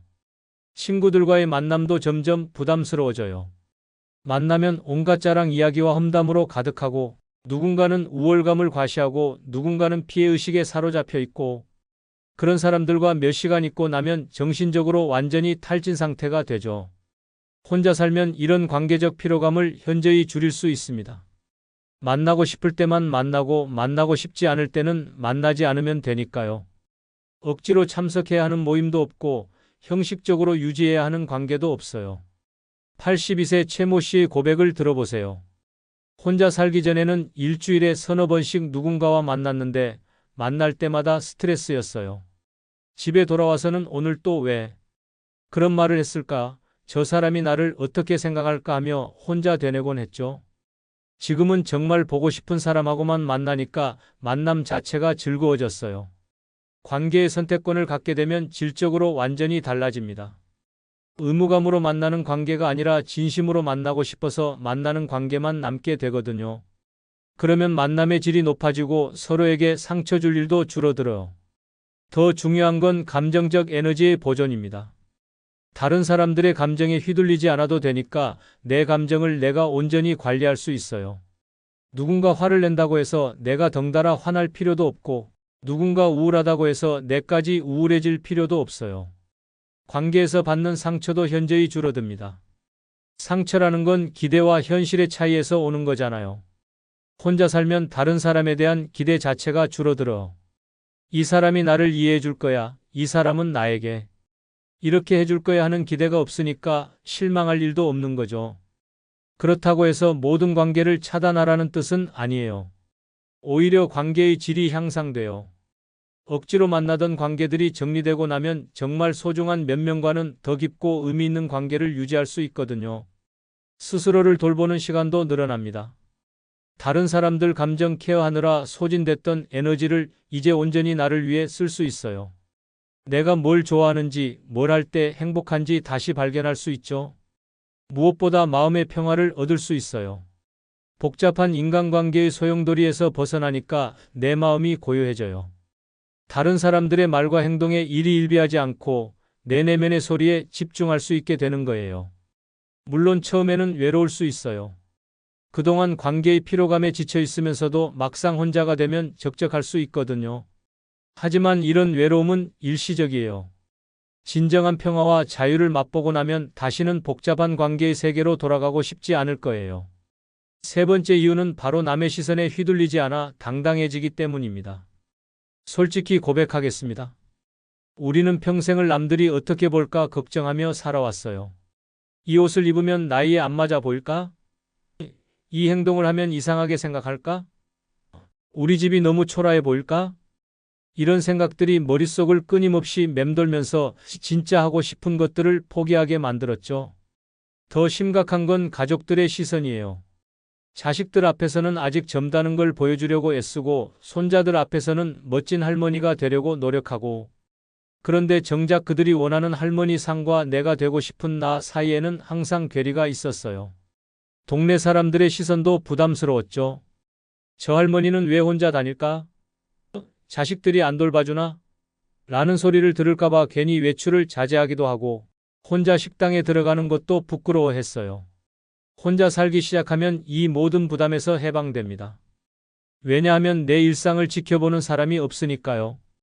아침에 일어나서 거울을 보며 오늘은 뭘 입을까? 고민할 때도 누가 뭐라고 할까? 걱정하지 않아도 되고 밖에 나가서 뭘 하든 혹시 누가 볼까? 신경 쓰지 않아도 돼요. 이런 자유로움이 가져다주는 변화는 정말 놀라워요. 73세 정모 씨는 이렇게 말합니다. 혼자 살기 시작하고 처음으로 컬러풀한 옷을 샀어요. 전에는 나이 들어서 무슨 빨간 옷이냐는 소리 들을까봐 검정, 회색, 베이지만 입었거든요. 지금은 핑크도 입고 노랑도 입어요. 기분이 정말 좋아져요. 외모에 대한 자신감도 회복됩니다. 주름이 생기고 머리가 휘어지는 것도 자연스럽게 받아들일 수 있어요. 누군가 늙었다고 평가할 사람이 주변에 없으니까 나이 드는 것 자체를 부끄러워하지 않게 되거든요. 행동의 자유도도 완전히 달라집니다. 마트에서 카트를 끌고 천천히 구경해도 되고 공원에서 혼자 벤치에 앉아 멍하니 있어도 돼요. 왜 혼자야? 불쌍해 보인다는 시선을 의식하지 않고 당당하게 내 시간을 보낼 수 있어요. 더 나아가 새로운 도전에 대한 두려움도 사라집니다. 이 나이에 무슨 이라는 말을 들을까봐 포기했던 일들을 다시 시도해 볼 용기가 생겨요. 어떤 분은 75세에 컴퓨터를 배우기 시작했고 어떤 분은 80세에 요가를 시작했어요. 경제적인 부분에서도 당당해집니다. 가족들과 함께 살 때는 돈이 없어서 미안하다, 더 많이 벌지 못해서 죄송하다는 마음이 컸는데 혼자 살면서 내 수준에 맞게 살다 보니 그런 부담이 사라져요. 작은 집에 살아도 이게 내 능력이고 이게 내 선택이야 라고 당당하게 말할 수 있고, 비싼 레스토랑 대신 분식집에서 혼자 식사해도 내가 원하는 곳에서 내가 좋아하는 음식을 먹는 거야 라고 생각할 수 있어요. 사회적 활동에서도 자신감이 생깁니다. 전에는 누구와 함께 가야 하나? 혼자 가면 이상하게 보일까? 걱정했던 일들을 이제는 혼자서도 당당하게 할 수 있어요. 영화관, 전시회, 강연회. 어디든 내가 관심 있으면 혼자라도 가는 거예요. 가장 중요한 변화는 내면의 당당함입니다. 남들의 평가나 시선에 의존하지 않고 내 기준으로 내 삶을 평가할 수 있게 되는 거예요. 남들이 뭐라고 하든 나는 이렇게 사는 게 좋다는 확신이 생기죠. 물론 처음에는 적응이 어려울 수 있어요. 평생 남의 시선을 의식하며 살아온 습관이 하루아침에 바뀌지는 않거든요. 혼자 식당에 들어갈 때도 어색하고 혼자 여행 갈 때도 쑥스러울 수 있어요. 하지만 이런 어색함은 금세 사라져요. 몇 번 해보고 나면 별거 아니네라는 걸 깨닫게 되고 오히려 왜 그동안 이런 걸 두려워했을까? 하고 웃게 될 거예요. 남의 시선에 휘둘리지 않는 당당한 삶, 이것이야말로 진정한 자유로운 노년이 아닐까요? 네 번째 이유는 바로 수십 년간 얽혀있던 복잡한 인간관계의 부담에서 완전히 벗어날 수 있기 때문입니다. 상상해 보세요. 오늘 아침에 눈을 떴는데 단 한 명에게도 안부 인사를 해야 할 의무가 없다면 어떨까요? 우리는 평생을 거미줄 같은 인간관계 속에서 살아왔어요. 시댁 식구들, 친정 식구들, 동창들, 직장 동료들, 이웃들, 종교 모임 사람들. 이 모든 관계들이 복잡하게 얽혀서 우리를 옭아매고 있었죠. 각각의 관계마다 지켜야 할 예의가 있고 챙겨야 할 의무가 있고 맞춰야 할 기대가 있어요. 누구 생일이면 축하 인사해야 하고 누구 집 경조사면 참석해야 하고 누구 자식 결혼식이면 축의금도 준비해야 하고 이런 관계들을 유지하는 데 들어가는 에너지가 얼마나 큰지 아세요? 정신적 에너지는 물론이고 시간, 돈, 감정까지 모든 것을 쏟아부어야 해요. 더 피곤한 건 이런 관계들이 대부분 진심이 아니라는 점이에요. 정말 좋아서 만나는 관계가 아니라 안 만날 수 없어서 예의상 유지하는 관계들이 대부분이거든요. 친정 시댁 모임에 가면 항상 긴장해야 해요. 무슨 말을 해야 할까? 혹시 실수하지 않을까? 저 사람이 나를 어떻게 생각할까? 이런 걱정들로 머리가 복잡해지죠. 동창회나 종교 모임도 마찬가지예요. 가기 전부터 무슨 옷을 입어야 할까? 누구누구가 올까? 또 무슨 자랑 이야기를 들어야 할까 하며 스트레스를 받아요. 혼자 살면 이 모든 복잡한 관계망에서 한 번에 벗어날 수 있습니다. 물리적으로 거리가 생기니까 자연스럽게 연락도 줄어들고 만날 기회도 줄어들어요. 처음에는 혹시 사람들이 나를 잊어버리는 건 아닐까? 걱정할 수도 있어요. 하지만 곧 깨닫게 될 거예요. 정말 중요한 관계는 거리와 상관없이 지속되고 형식적인 관계들은 자연스럽게 정리된다는 걸 말이에요. 78세 장모 씨의 경험담을 들어보세요. 혼자 살기 시작하고 6개월 만에 연락하는 사람이 절반으로 줄었어요. 처음에는 서운했는데 지금 생각해보니 그런 관계들이 얼마나 피상적이었는지 알겠어요. 정말 나를 걱정하는 몇 명만 남았는데 오히려 더 깊고 진실한 관계가 되었어요. 관계의 부담에서 벗어나면 시간이 정말 많이 생겨요. 전에는 누군가를 만나러 가고 전화하고 선물 준비하고 안부 메시지 보내고 이런 일들로 하루가 다 갔는데 이제는 그 시간을 온전히 나를 위해 쓸 수 있어요. 경제적 부담도 확실히 줄어들어요. 경조사비, 선물값, 모임비 이런 것들이 한 달에 얼마나 나갔는지 모르세요. 혼자 살면서 이런 지출이 없어지니까 같은 수입으로도 훨씬 여유롭게 살 수 있어요. 정신적으로도 훨씬 편해집니다. 저 사람한테 안부 인사 안 한 지 오래됐네. 이번 모임에 안 가면 뭐라고 할까? 선물을 뭘 사야 할까? 이런 걱정들이 사라지니까 머리가 맑아져요. 무엇보다 감정적 자유를 얻을 수 있어요. 다른 사람들의 감정 변화에 휘둘리지 않아도 되니까 내 감정을 내가 온전히 관리할 수 있거든요. 누군가 화를 낸다고 해서 내가 덩달아 스트레스 받을 필요도 없고 누군가 우울하다고 해서 내까지 우울해질 필요도 없어요. 관계 정리가 되고 나면 진짜 소중한 사람들이 누구인지 명확해져요. 의무감으로 만나던 사람들과 진심으로 만나고 싶은 사람들이 구분되는 거죠. 그러면 남은 관계들의 질이 훨씬 높아져요. 새로운 관계에 대한 부담도 없어져요. 이 사람과 친해지면 또 복잡해질까? 하는 걱정 없이 자연스럽게 사람들을 만날 수 있어요. 부담 없는 관계, 깔끔한 관계만 유지할 수 있는 거죠. 물론 가끔은 외로울 수 있어요. 그동안 복잡하다고 투덜댔던 관계들이 없어지고 나니 적적할 수도 있거든요. 하지만 이런 외로움은 일시적이에요. 진정한 평화와 자유의 가치를 알게 되면 다시는 복잡한 관계의 세계로 돌아가고 싶지 않을 거예요. 다섯 번째 이유는 바로 60년 살아온 인생에서 처음 맛보는 완전한 자유를 누릴 수 있기 때문입니다. 자유라는 단어를 들으면 어떤 느낌이 드시나요? 어쩌면 우리는 평생 진짜 자유가 뭔지 모르고 살아왔을지도 몰라요. 어릴 때는 부모님 말씀에 따라야 했고, 학교 다닐 때는 규칙에 맞춰야 했고, 직장 다닐 때는 상사 눈치를 봐야 했고, 결혼해서는 가족을 위해 희생해야 했죠. 그런데 지금 생각해보니 내가 정말 원하는 대로 산 적이 언제였을까요? 항상 누군가를 위해서 무언가 때문에 내 욕구를 뒤로 미뤄왔잖아요. 혼자 사는 삶에서 마주하는 자유는 이전과는 완전히 다른 차원이에요. 이건 단순히 하고 싶은 걸 할 수 있다는 수준이 아니라 진짜 나로 살 수 있다는 근본적인 자유거든요. 시간의 자유부터 살펴볼까요? 알람 없이 자연스럽게 눈뜨는 아침의 여유로움을 상상해 보세요. 몇 시까지 일어나야 해? 누구를 위해 뭘 준비해야 해? 이런 압박 없이 그냥 내 몸이 원할 때까지 잠들고 내 몸이 원할 때 일어나는 거예요. 75세 김모 씨는 이런 경험을 마법 같다고 표현해요. 60년 동안 시계에 맞춰 살았는데 처음으로 내 몸의 리듬대로 살아보니 이렇게 편할 줄 몰랐어요. 배고플 때 먹고 졸릴 때 자고 이게 진짜 자연스러운 삶이었구나 싶더라고요. 공간의 자유도 놀라워요. 내 집이 온전히 내 것이 되는 경험이란 거실에 요가 매트를 깔아놔도 되고 침실에서 간식을 먹어도 되고 화장실에서 노래를 불러도 돼요. 누구의 허락도 누구의 이해도 필요 없어요. 어떤 분은 거실 한복판에 화분 100개를 놓고 작은 정원을 만들었대요. 가족들이 있었다면 길이 막힌다, 지저분하다 소리 들었을 텐데 지금은 아무도 뭐라고 할 사람이 없으니까 맘껏 취미생활을 즐기는 거죠. 선택의 자유는 또 어떤가요? TV 리모컨을 두고 실랑이 할 필요도 없고 저녁 메뉴를 놓고 고민할 필요도 없어요. 오늘은 드라마 몰아보기를 해도 되고 하루 종일 라면만 먹어도 되고 밤새 책을 읽어도 돼요. 정말 사소한 것들이지만 이런 선택의 자유가 주는 행복감은 어마어마해요. 내가 원하는 대로 할 수 있다는 것 자체가 주는 쾌감이 있거든요. 감정의 자유도 빼놓을 수 없어요. 더 이상 누군가의 기분에 맞춰 내 감정을 조절할 필요가 없어요. 슬프면 실컷 울어도 되고 기쁘면 혼자서라도 춤춰도 되고 화가 나면 베개에 대고 소리 질러도 돼요. 이런 감정의 자유가 얼마나 소중한지 몰라요.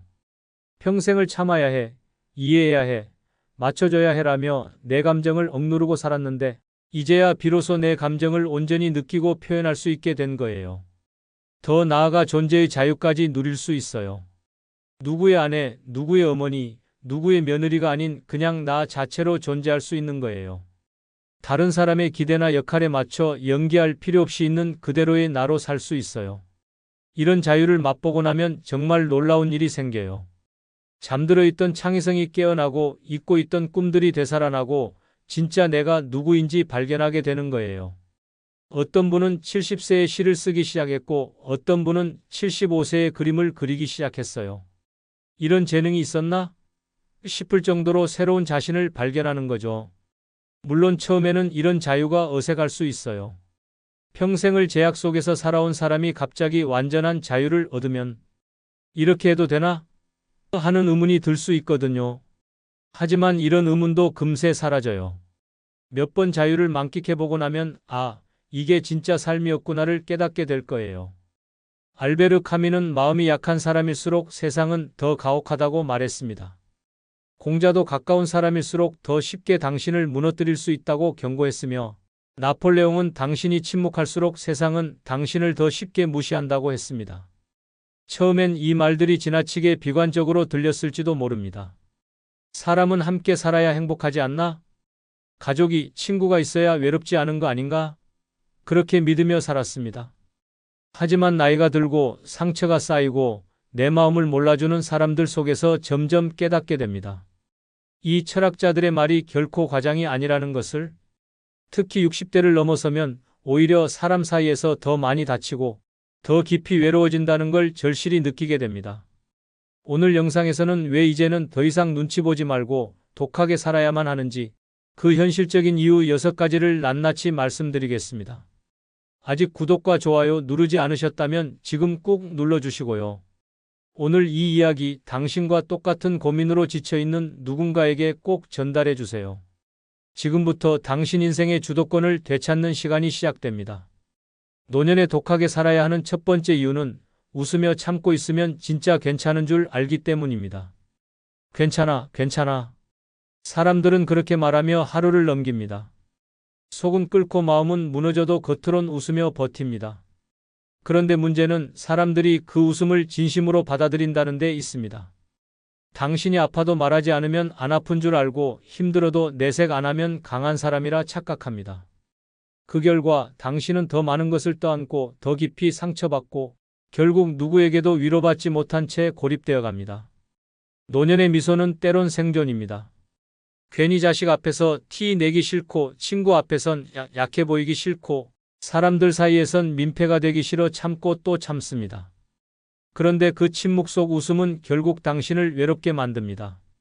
사람들은 신호를 읽지 않습니다. 보여주는 것만 믿습니다. 그래서 그 정도는 괜찮겠지라고 넘기고 말 안 하는 걸 보니 아직 할 만한가 보다라고 판단합니다. 그 판단은 결국 당신에게 더 많은 짐을 지우게 됩니다. 웃는 얼굴로 삼시세끼를 챙기다 탈진해도 정색하지 않고 부탁을 들어주다 속이 문드러져도 아무도 알아채지 못합니다. 그러니 더는 참지 마십시오. 힘들 땐 힘들다고 말하고 안 되는 건 안 된다고 말해야 합니다.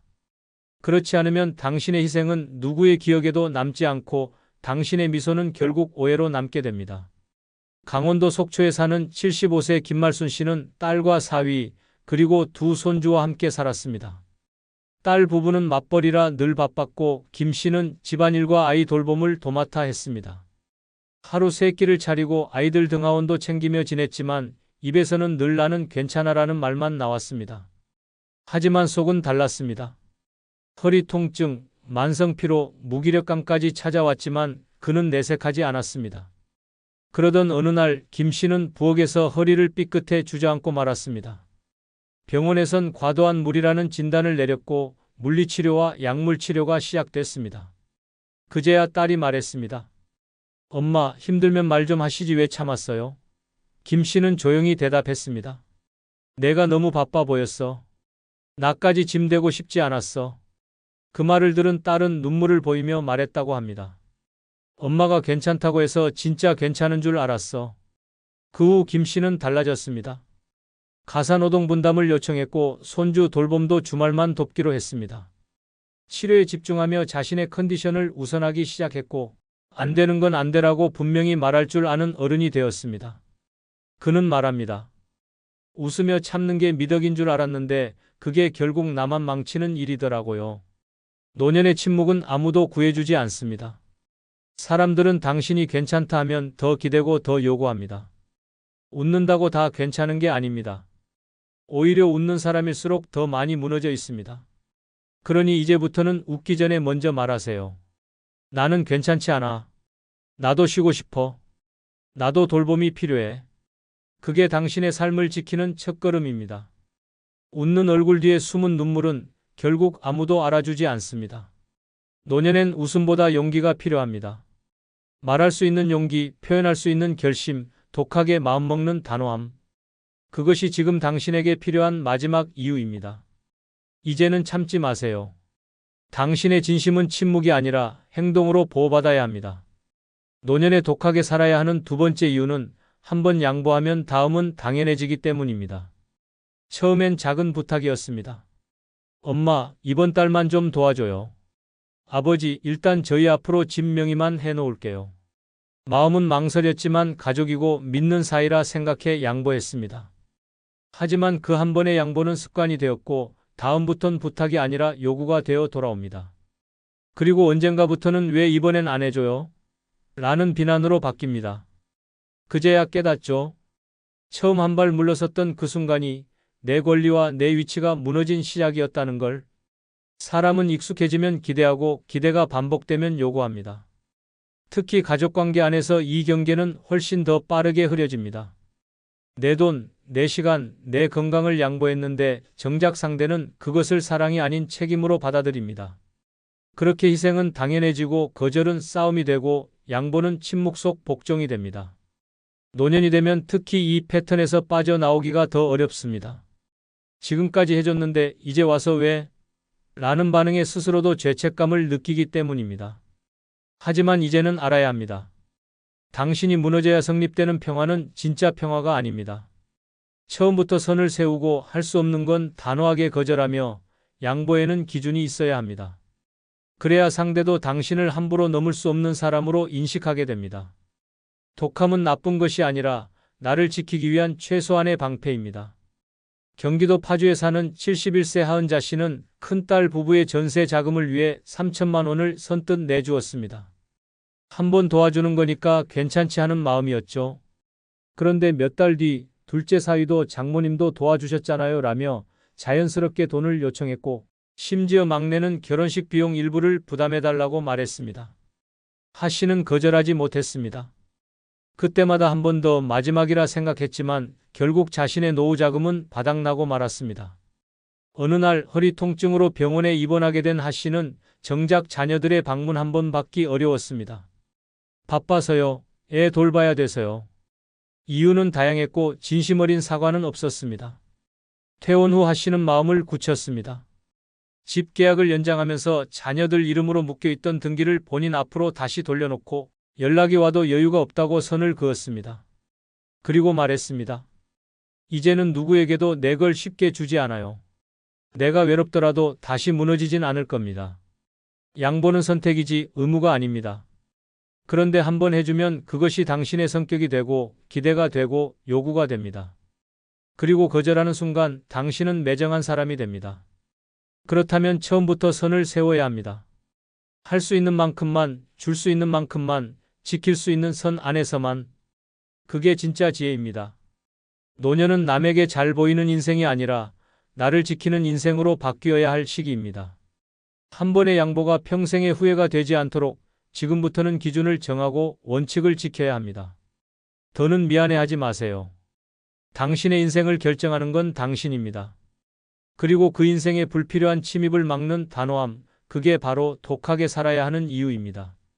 노년에 독하게 살아야 하는 세 번째 이유는 정 많은 사람이 가장 깊이 상처받기 때문입니다. 정이라는 건 참 따뜻한 단어입니다. 누구 아프다 하면 제일 먼저 달려가고 힘들다 하면 밥 한 그릇 챙겨주고 가족이라면 당연히 모든 걸 내어주는 사람들. 하지만 아이러니하게도 그 정 많은 사람이 노년이 되면 가장 외롭고 가장 깊이 상처받습니다. 왜일까요? 사람들은 당신의 정을 고마움이 아닌 기대로 바꾸기 때문입니다. 한 번 해주면 다음에도 해줄 거라 여기고 안 해주면 섭섭해하고 결국 당신의 진심은 당연한 의무로 소비됩니다. 살면서 누구나 이런 말 한 번쯤 들어봤을 겁니다. 아유, 그 정도는 해줘야지. 당신은 원래 그런 사람이잖아. 그렇게 당신의 배려와 희생은 박수받지 못한 채 점점 부담과 책임으로만 남습니다. 더 큰 문제는 정을 준 사람이 상처받는다는 사실입니다. 아무도 안 챙겨줘도 서운하지 않은 사람보다 평생 남을 챙기고 살아온 사람이 외면당할 때 그 고통은 훨씬 더 깊고 오래갑니다. 노년은 몸보다 마음이 먼저 무너지는 시기입니다. 그리고 그 마음을 가장 쉽게 무너뜨리는 건 내가 이렇게까지 했는데라는 실망감입니다. 이젠 달라져야 합니다. 당신이 아무리 따뜻한 사람일지라도 그 따뜻함이 당신을 다치게 만든다면 이제는 방향을 틀어야 할 때입니다. 모든 사람에게 좋은 사람이 될 필요는 없습니다. 스스로를 챙기지 않는 정은 결국 당신의 등을 찌르는 칼이 되어 돌아올 뿐입니다. 실제로 전북 익산에 사는 75세 정영자 씨는 평생을 가족과 이웃을 위해 살았습니다. 동네 경로당에 도시락을 싸다 나르고 가족 생일에는 직접 미역국을 끓였으며 손주 입학식엔 빠짐없이 축하금을 보냈습니다. 특히 아들 내외가 경제적으로 어렵다고 해서 전세 자금 일부를 보태주기도 했습니다. 하지만 몇 년 뒤 손주의 생일에 정 씨가 전화를 걸었을 때 며느리의 대답은 차가웠습니다. 요즘 좀 바빠서요. 다음에 인사드릴게요. 그 이후로 연락은 끊겼고 정 씨는 내가 뭘 그렇게 잘못했나 하는 자괴감에 수개월 동안 우울감에 시달렸습니다. 결국 정 씨는 마음을 정리하고 결심했습니다. 앞으로는 내 감정 먼저 챙기겠다. 매달 손주에게 주던 용돈을 끊고 경로당 봉사도 잠시 멈췄습니다. 대신 오래 미뤘던 취미생활을 시작했고 자신을 위해 온열 매트와 고급 영양제를 구입했습니다. 그리고 말했습니다. 내가 나를 챙기니까 이상하게 서운한 일도 덜 생기더라고요. 이젠 외롭지 않아. 정이 많다는 건 좋은 성품이지만 노년의 그 정이 오히려 자신을 아프게 만든다면 이제는 멈출 줄도 알아야 합니다. 마음을 내어줄 사람을 가려야 하고 상처받을 관계는 정리할 줄 알아야 합니다. 노년의 평화는 독함에서 나옵니다. 더 이상 모두에게 따뜻할 필요 없습니다. 이제는 자신에게 단단해져야 할 시간입니다. 그래야 남은 삶이 다치지 않고 지치지 않게 흘러갈 수 있습니다. 노년에 독하게 살아야 하는 네 번째 이유는 결정권을 남에게 넘기면 내 삶은 남의 것이 되기 때문입니다. 엄마, 이건 이렇게 하시는 게 좋아요. 아버지, 그건 제가 알아서 할게요. 처음엔 고마웠습니다. 그런데 언제부턴가 내 인생의 중요한 결정들이 나 없이 정해지고 있다는 걸 깨닫게 됩니다. 내 돈인데, 내 건강인데, 내 집인데 정작 내 의사는 없고 자식이나 주변 사람이 대신 결정합니다. 그 순간부터 당신의 인생은 더 이상 당신의 것이 아닙니다. 노년기에 가장 많이 무너지는 영역이 바로 결정권입니다. 작은 일 하나도 애들이 하란 대로 해야지 하며 넘기다 보면 나도 모르는 사이에 중요한 권한들이 하나둘 손에서 빠져나갑니다. 처음엔 통장, 다음은 집 명예, 그리고 결국엔 병원 치료 방향까지. 남이 결정해주는 삶은 편할 수는 있어도 행복할 수 없습니다. 왜냐하면 그 결정이 아무리 좋아도 내가 원한 게 아니라면 내 삶이 아니라 남의 인생이 되기 때문입니다. 그런데 많은 사람들이 말합니다. 자식이 더 잘 알잖아. 나는 그냥 따라가는 게 편해. 그 말 속엔 포기한 자기 인생이 들어 있습니다. 지금도 당신이 스스로 결정할 수 있는 힘이 있다면 더 늦기 전에 되찾아야 합니다. 당당하게 말하고 분명하게 의사를 밝히고 필요하다면 아니요라고 말할 수 있어야 합니다. 그게 진짜 내 인생을 지키는 첫걸음입니다. 경기도 수원에 사는 76세 서말분 씨는 남편 사망 후 홀로 살며 전 재산을 자식들에게 맡기기로 했습니다. 나는 돈 관리 잘 못해. 애들이 더 잘하겠지. 그렇게 집 명의도 통장도 아들에게 넘겼고 자신은 매달 용돈을 받는 구조로 살아갔습니다. 처음엔 편했습니다. 그러나 어느 날 몸이 아파 병원 진료를 받고 수술을 고민하던 중 아들이 말했습니다. 엄마, 그 수술은 좀 무리예요. 그냥 참으세요. 서 씨는 황당했습니다. 본인의 몸인데 본인의 결정인데 아무런 선택권이 없다는 걸 느꼈습니다.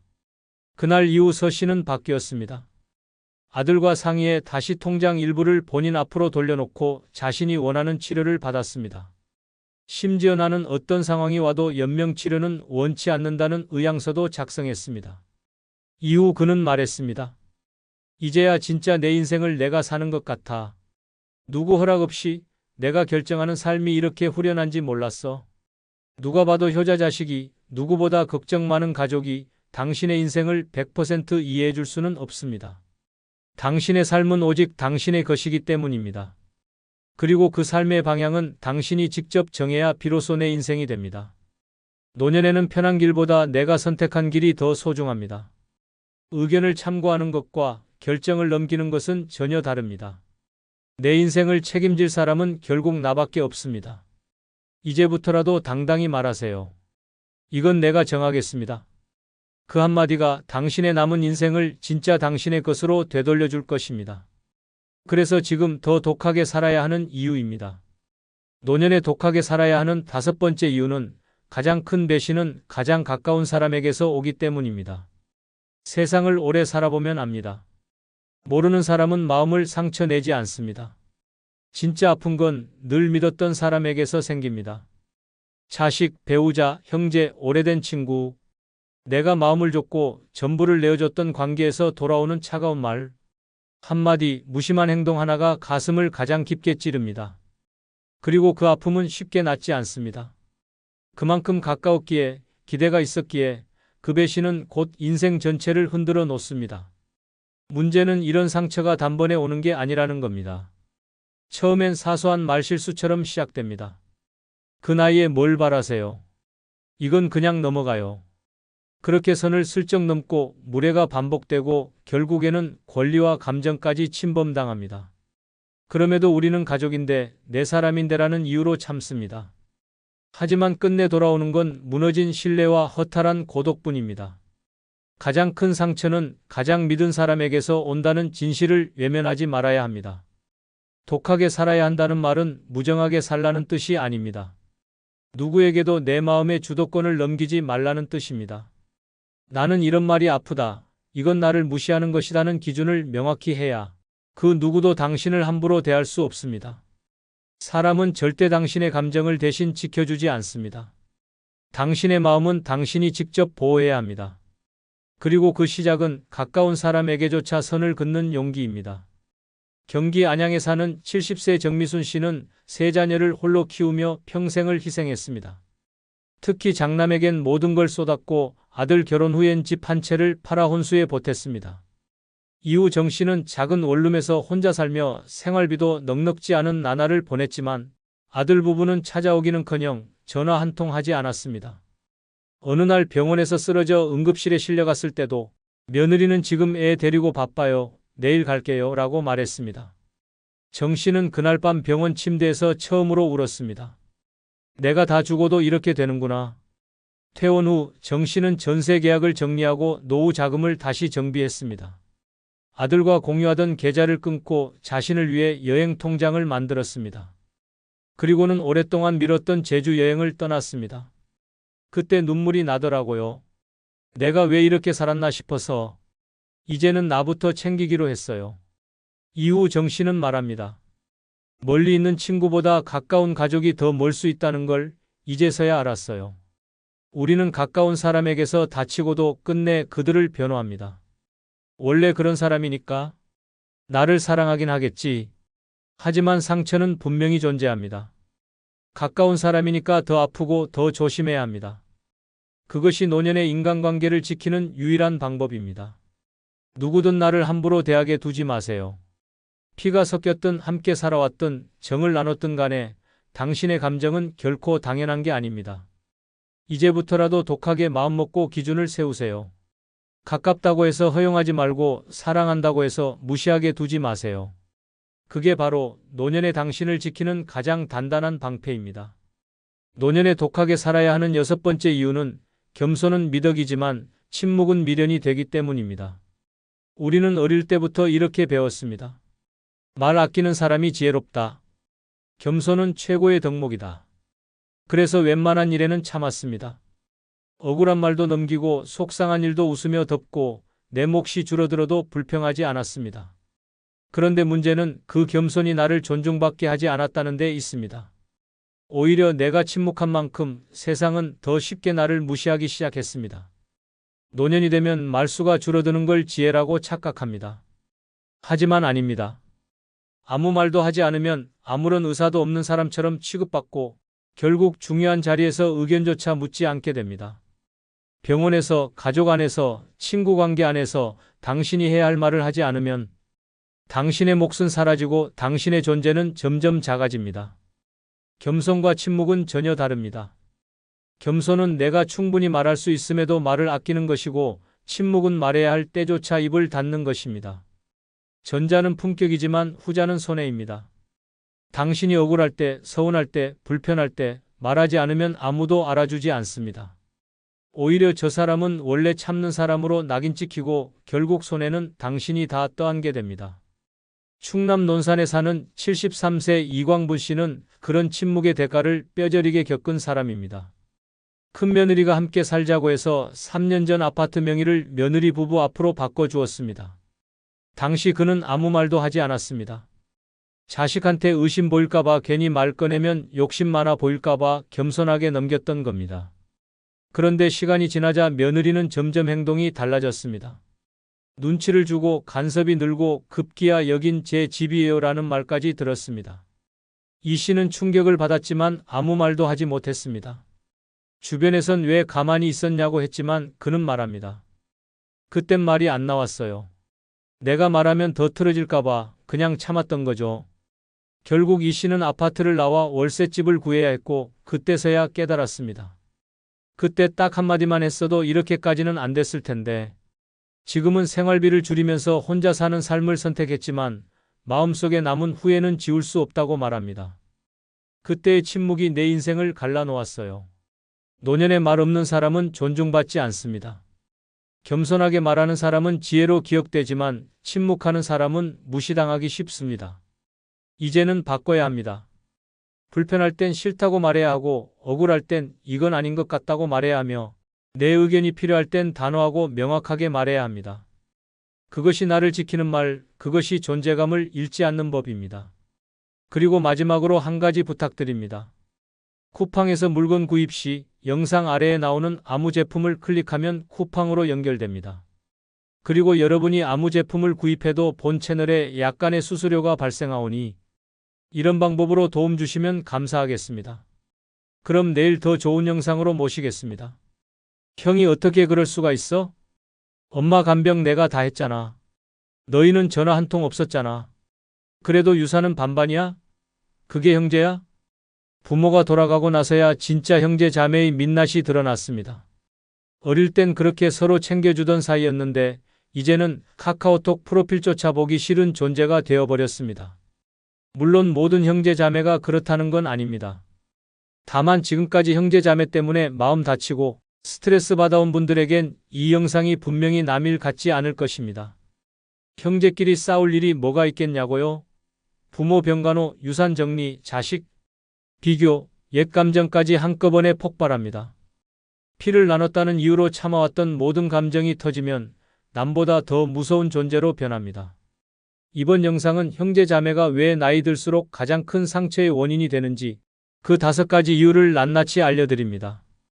절대 끝까지 놓치지 마십시오. 구독, 좋아요, 알림 설정하시면 시작하겠습니다. 아울러 많은 분들에게 공유도 부탁드립니다. 나이 들수록 형제 자매가 남이 되는 첫 번째 이유는 어릴 적 서열과 역할이 평생 굴레가 되기 때문입니다. 사람들은 착각합니다. 피를 나눈 형제니까 나이 들어도 언제든 의지할 수 있을 거라고. 하지만 현실은 반대입니다. 형제라는 이름 아래 묶인 역할과 비교, 기대와 서운함은 시간이 흐를수록 더욱 뿌리 깊은 갈등이 됩니다. 어릴 적부터 형은 책임감 있는 마지로, 막내는 응석바지로 자리 잡습니다. 이런 역할은 세월이 흘러도 사라지지 않고 오히려 나이 들수록 더욱 선명하게 되살아납니다. 어머니 병간호는 늘 큰딸 몫이고 명절상 차리는 일도 당연히 누나 몫입니다. 막내는 넌 아직 애야라는 말에 평생 철없는 취급을 받습니다. 반대로 장남은 뭐든 결정하고 책임져야 한다는 무언의 압박에 시달립니다. 젊었을 땐 참고 넘겼지만 나이 들어 병들고 약해지면 이 역할은 짐이 되고 감정의 골은 깊어집니다. 결국 서로가 서로를 불편해하고 남보다 더 남이 됩니다. 심지어 형제끼리 돈 문제가 생기면 그 관계는 걷잡을 수 없게 됩니다. 부모 유산 분배, 간병비 부담, 제사 참여 같은 민감한 문제에서 쌓인 감정은 폭발합니다. 피를 나눈 사이라 더 쉽게 상처 주고 더 깊이 원망하게 됩니다. 형제는 서로의 고통을 알아야 할 사이가 아니라 내가 왜 그랬냐며 평가하고 공격하는 사이가 되어갑니다. 서울 중계동에 사는 76세 이재호 씨는 외동딸을 키우며 혼자 살아왔습니다. 형제는 무려 5. 어릴 땐 북적이고 정 많던 집이었지만 어머니가 돌아가시고 유산 문제가 얽히면서 모든 게 바뀌었습니다. 어머니는 본인 돌보던 둘째 아들에게 전 재산을 넘겼고 이걸 알게 된 형제들은 한순간에 서로를 원망하기 시작했습니다. 내가 혼자 챙긴 거잖아. 우린 부모 얼굴도 자주 못 뵀는데 넌 왜 다 가져가.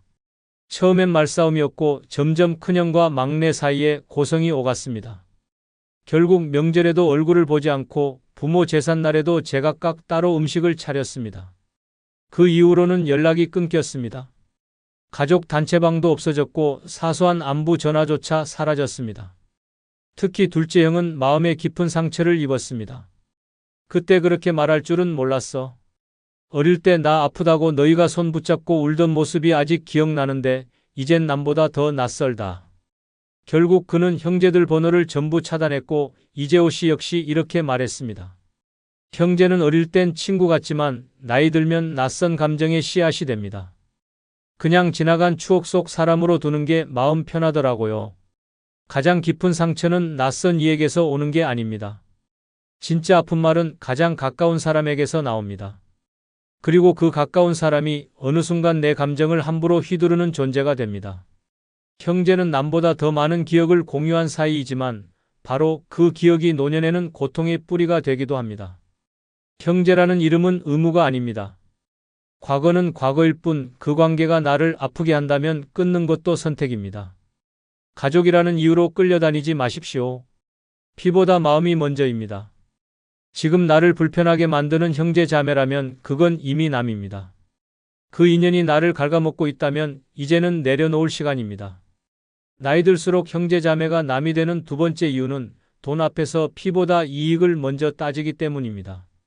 그래도 형제인데 설마 돈 때문에 틀어질까? 이런 생각 이제는 순진한 겁니다. 현실은 훨씬 더 차갑습니다. 부모가 남긴 땅 한 평, 예금, 몇 천만 원 앞에서 형제는 피를 나눈 사이가 아니라 계산기를 두드리는 경쟁자가 됩니다. 유산, 간병비, 상속세, 재산 정리 문제만 나오면 그동안 쌓아왔던 감정 따위는 하루아침에 뒤집힙니다. 내가 더 챙겼다, 넌 한 푼도 안 냈다는 말들이 오가고 그 순간부터 형제는 남보다 더 지독한 원수가 됩니다. 심지어 문제는 돈 그 자체가 아니라 불공평하다는 감정입니다.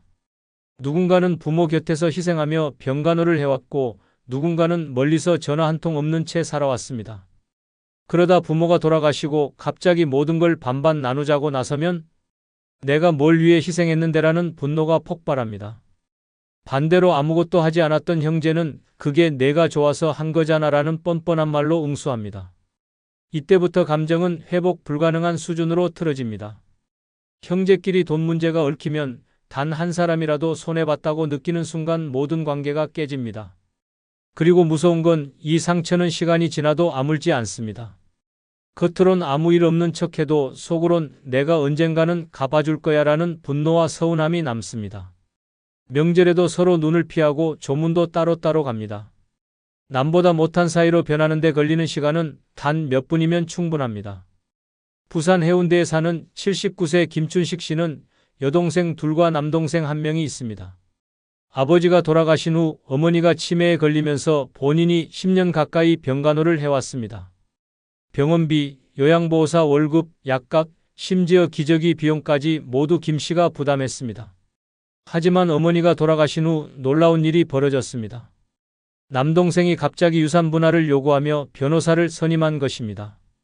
어머니 이름으로 되어 있던 아파트와 예금이 법적으로 4등분이 되어야 한다는 주장이었습니다.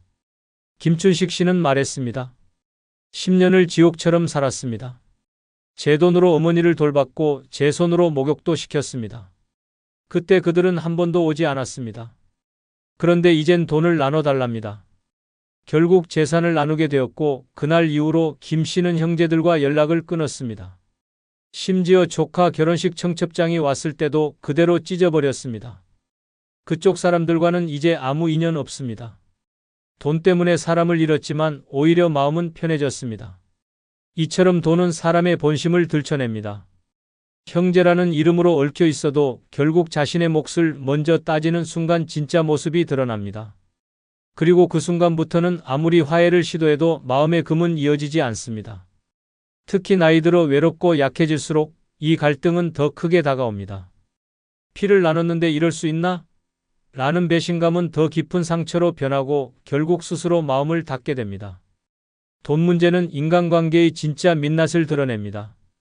부모는 돌아가시고 없고 남은 건 형제들끼리의 냉정한 계산뿐입니다. 오히려 남보다 더 철저하게 따지고 더 날카롭게 비난합니다.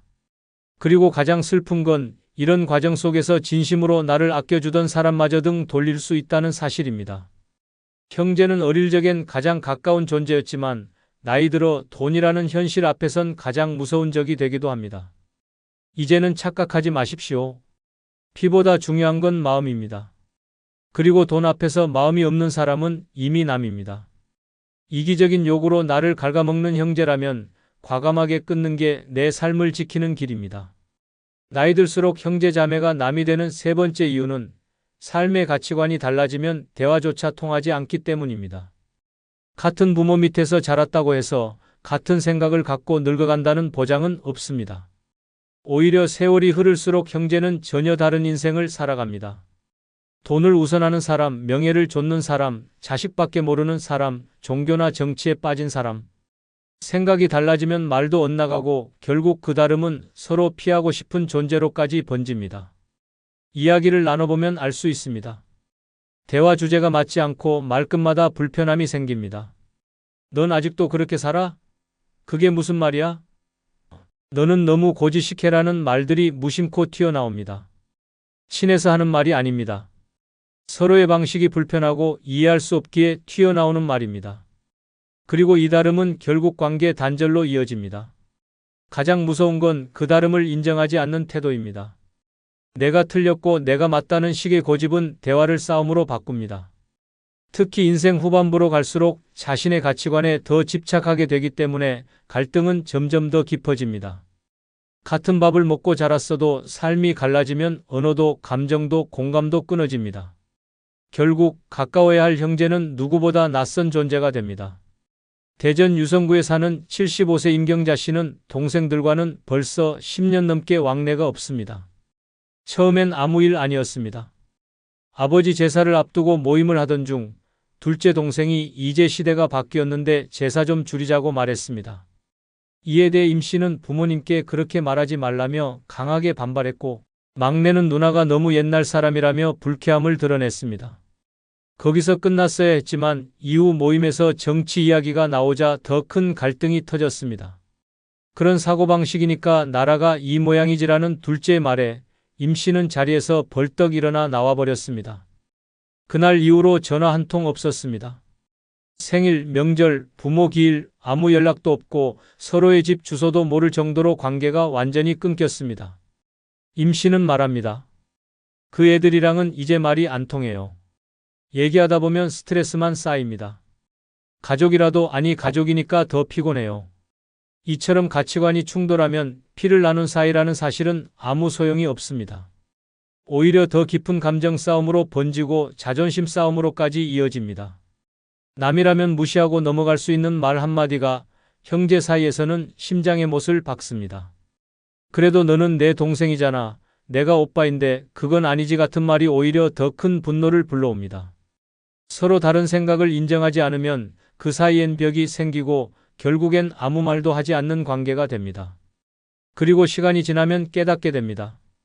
이제는 이 사람들과 대화하고 싶지 않다는 감정. 그 순간부터 형제는 그냥 예전 기억 속 인물이 됩니다. 연락이 와도 받기 싫고 같이 밥을 먹자 해도 마음이 내키지 않습니다. 오히려 낯선 사람들과의 대화가 더 편하게 느껴지고 그들과의 만남이 덜 불편합니다. 이것이 바로 형제자매가 나이 들수록 멀어지는 진짜 이유입니다. 서로가 성장하며 다른 인생을 살았다는 사실 그 자체는 문제가 아닙니다. 진짜 문제는 그 다름을 인정하지 못하고 이해하려 하지 않는 마음입니다. 누군가는 성공했고 누군가는 실패했고 누군가는 조용히 살고 있고 누군가는 늘 뭔가를 증명하려 애쓰고 있습니다. 그 서로 다른 길을 결국 받아들이지 못하는 순간 형제는 남이 됩니다. 그리고 그 남보다 더 불편한 남이 되는 것이 바로 나이든 형제입니다. 옛 추억을 입에 올릴 때마다 감정이 다르고 삶의 해석이 다르고 결국은 갈등만 남습니다. 그럴 바엔 그냥 추억 속에만 남기는 것이 더 낫습니다. 형제는 과거의 공감이지 미래의 대화 상대는 아닐 수도 있습니다. 이걸 받아들일 줄 아는 사람이 마음이 편한 노년을 살아갑니다. 나이 들수록 형제자매가 남이 되는 네 번째 이유는 자식 문제로 감정의 칼날이 드러나기 때문입니다. 가장 가까운 가족 사이에서 가장 무서운 말은 내 자식은 왜 그래? 입니다. 자식은 곧 부모의 자존심이고 삶의 전부이기도 합니다. 그런데 그 자식을 평가받는 순간 그 누구보다 가까웠던 형제는 단숨에 적이 됩니다. 칭찬이든 비교든 충고든 상관없습니다. 자식을 언급하는 순간 그 말은 칼이 되고 가슴에 깊은 상처를 남깁니다. 처음엔 별것 아니었습니다. 조카는 아직도 취직 못했대? 내 딸은 왜 결혼을 안 해? 이런 말들이 형제들 사이에서 오갔습니다. 농담 반 진담 반으로 시작했지만 들은 쪽은 피가 거꾸로 솟습니다. 그때부터입니다. 안부 연락은 점점 줄고 명절에도 밥상머리에 앉기 불편해집니다. 누구는 자식 자랑을 늘어놓고 누구는 침묵합니다. 그 침묵 안에 부끄러움, 자격지심, 분노가 뒤엉켜 폭발할 듯이 웅크려 있습니다. 형제끼리 자식 얘기를 하는 건 마치 지뢰밭을 걷는 것과 같습니다. 언제 어디서 터질지 모르는 민감한 감정의 지뢰가 깔려 있습니다. 특히 형제 중 누군가는 자식이 유학을 갔다거나 대기업에 들어갔다고 자랑하고 또 누군가는 취업이 안 되거나 이혼을 겪은 상황이라면 그 대화는 고문이 됩니다. 속으로는 자랑 좀 작작하지, 우리 애가 그럴 수도 있지 하며 이를 악물고 있지만 겉으론 억지로 웃고 있습니다. 그렇게 마음은 조용히 멀어져 갑니다. 강원도 춘천에 사는 78세 박순자 씨는 여동생 셋과 사이가 좋았습니다. 늘 모이면 수다 산매경이었고 명절마다 번갈아가며 집을 오갔습니다. 하지만 모든 게 바뀐 건 막내딸의 이혼 소식이 퍼진 이후였습니다. 둘째 동생이 애를 그렇게 키웠으니 당연한 결과 아니야? 라고 말한 게 발단이었습니다. 처음엔 박 씨도 참고 넘기려 했습니다. 하지만 명절 밥상에서 첫째 동생이 또다시 그래도 우리가 조카들 중에 제일 안타까운 건 그 애잖아라고 말하는 순간 참았던 감정이 폭발했습니다. 박순자 씨는 그 자리에서 숟가락을 놓고 자리에서 일어났습니다. 내 자식 얘기 함부로 하지 마. 니들 자식이 다 잘난 줄 아냐? 이후 그 자리는 얼어붙었고 그날을 끝으로 박 씨는 두 동생과의 연락을 끊었습니다. 지금은 셋째 여동생과만 간간히 안부를 나눕니다. 박 씨는 말합니다. 가족은 내 자식까지 품어줘야 가족이지. 내 속을 긁으면서 자식 흉보는 건 남보다 더 밉더라. 자식 문제는 부모에게 있어 가장 건드리면 안 되는 영역입니다. 그걸 형제끼리 가볍게 넘기려 한다면 그 순간부터는 피보다 말이 무서워집니다. 말 한마디에 가슴이 무너지고 시선 하나에 자존심이 짓밟힙니다. 그러면 자연스럽게 피하게 됩니다. 명절도 모임도 전화 한 통도 멀어지게 됩니다. 결국 형제는 내 자식을 불편하게 바라보는 사람으로 각인됩니다. 더욱 무서운 건 자식 문제는 현재형이 아니라 계속되는 미래형이라는 점입니다. 취업, 결혼, 손주, 집 마련, 이혼, 병원비, 부모 간병 분담까지 모든 인생의 고비마다 자식 문제는 형제 간의 갈등 불씨가 됩니다. 한쪽은 왜 우리 애만 시킨 거야? 다른 한쪽은 넌 자식 있다고 빠지니? 이 말들이 오가면 더 이상 형제는 아닙니다. 감정이 다치고 마음이 식습니다. 사람은 자식 문제에 있어선 이성보다 감정이 먼저입니다. 남이야 뭐라 해도 웃어넘기지만 형제는 다릅니다.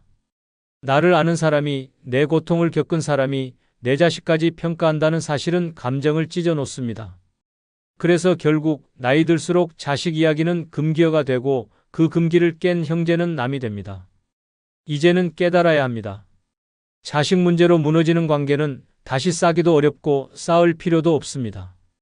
그 사람과 만나면 마음이 불편하고 자식 이야기가 나오면 속이 상한다면 더 이상 그 관계는 유지할 이유가 없습니다. 형제라고 다 품을 수는 없습니다. 자식을 품지 못하는 형제는 결국 내 삶에서 멀어져야 할 사람입니다. 피보다 더 강한 건 감정입니다. 그리고 그 감정을 지켜줄 사람만이 노년에 진짜 내 곁에 남을 수 있습니다. 나이 들수록 형제 자매가 남이 되는 다섯 번째 이유는 부모의 마지막까지 정리한 사람만 모든 원망을 떠안기 때문입니다. 당신도 겪어보셨을 겁니다. 부모가 병들고 거동이 불편해지고 결국 요양병원이나 장례식장을 오가야 할 시점이 오면 이상하게 형제들은 하나둘 사라집니다. 겉으로는 내가 멀어서 바빠서 정신이 없어서라고 말하지만 결국 그 힘든 시간엔 단 한 사람만 남습니다. 그리고 그 한 사람에게 모든 간병, 비용, 장례, 정리, 후속 처리까지 떠넘긴 채 나머지 형제는 뒤에서 손가락질을 시작합니다. 그렇게 처리하는 게 맞았냐? 왜 그 병원에 모셨냐? 엄마 유품은 왜 그리 정리했냐? 아버지 마지막 입원비는 누가 냈냐? 그때부터입니다.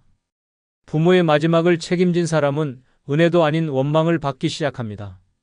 가장 많이 희생한 사람이 가장 외롭고 억울한 자리에 서게 됩니다.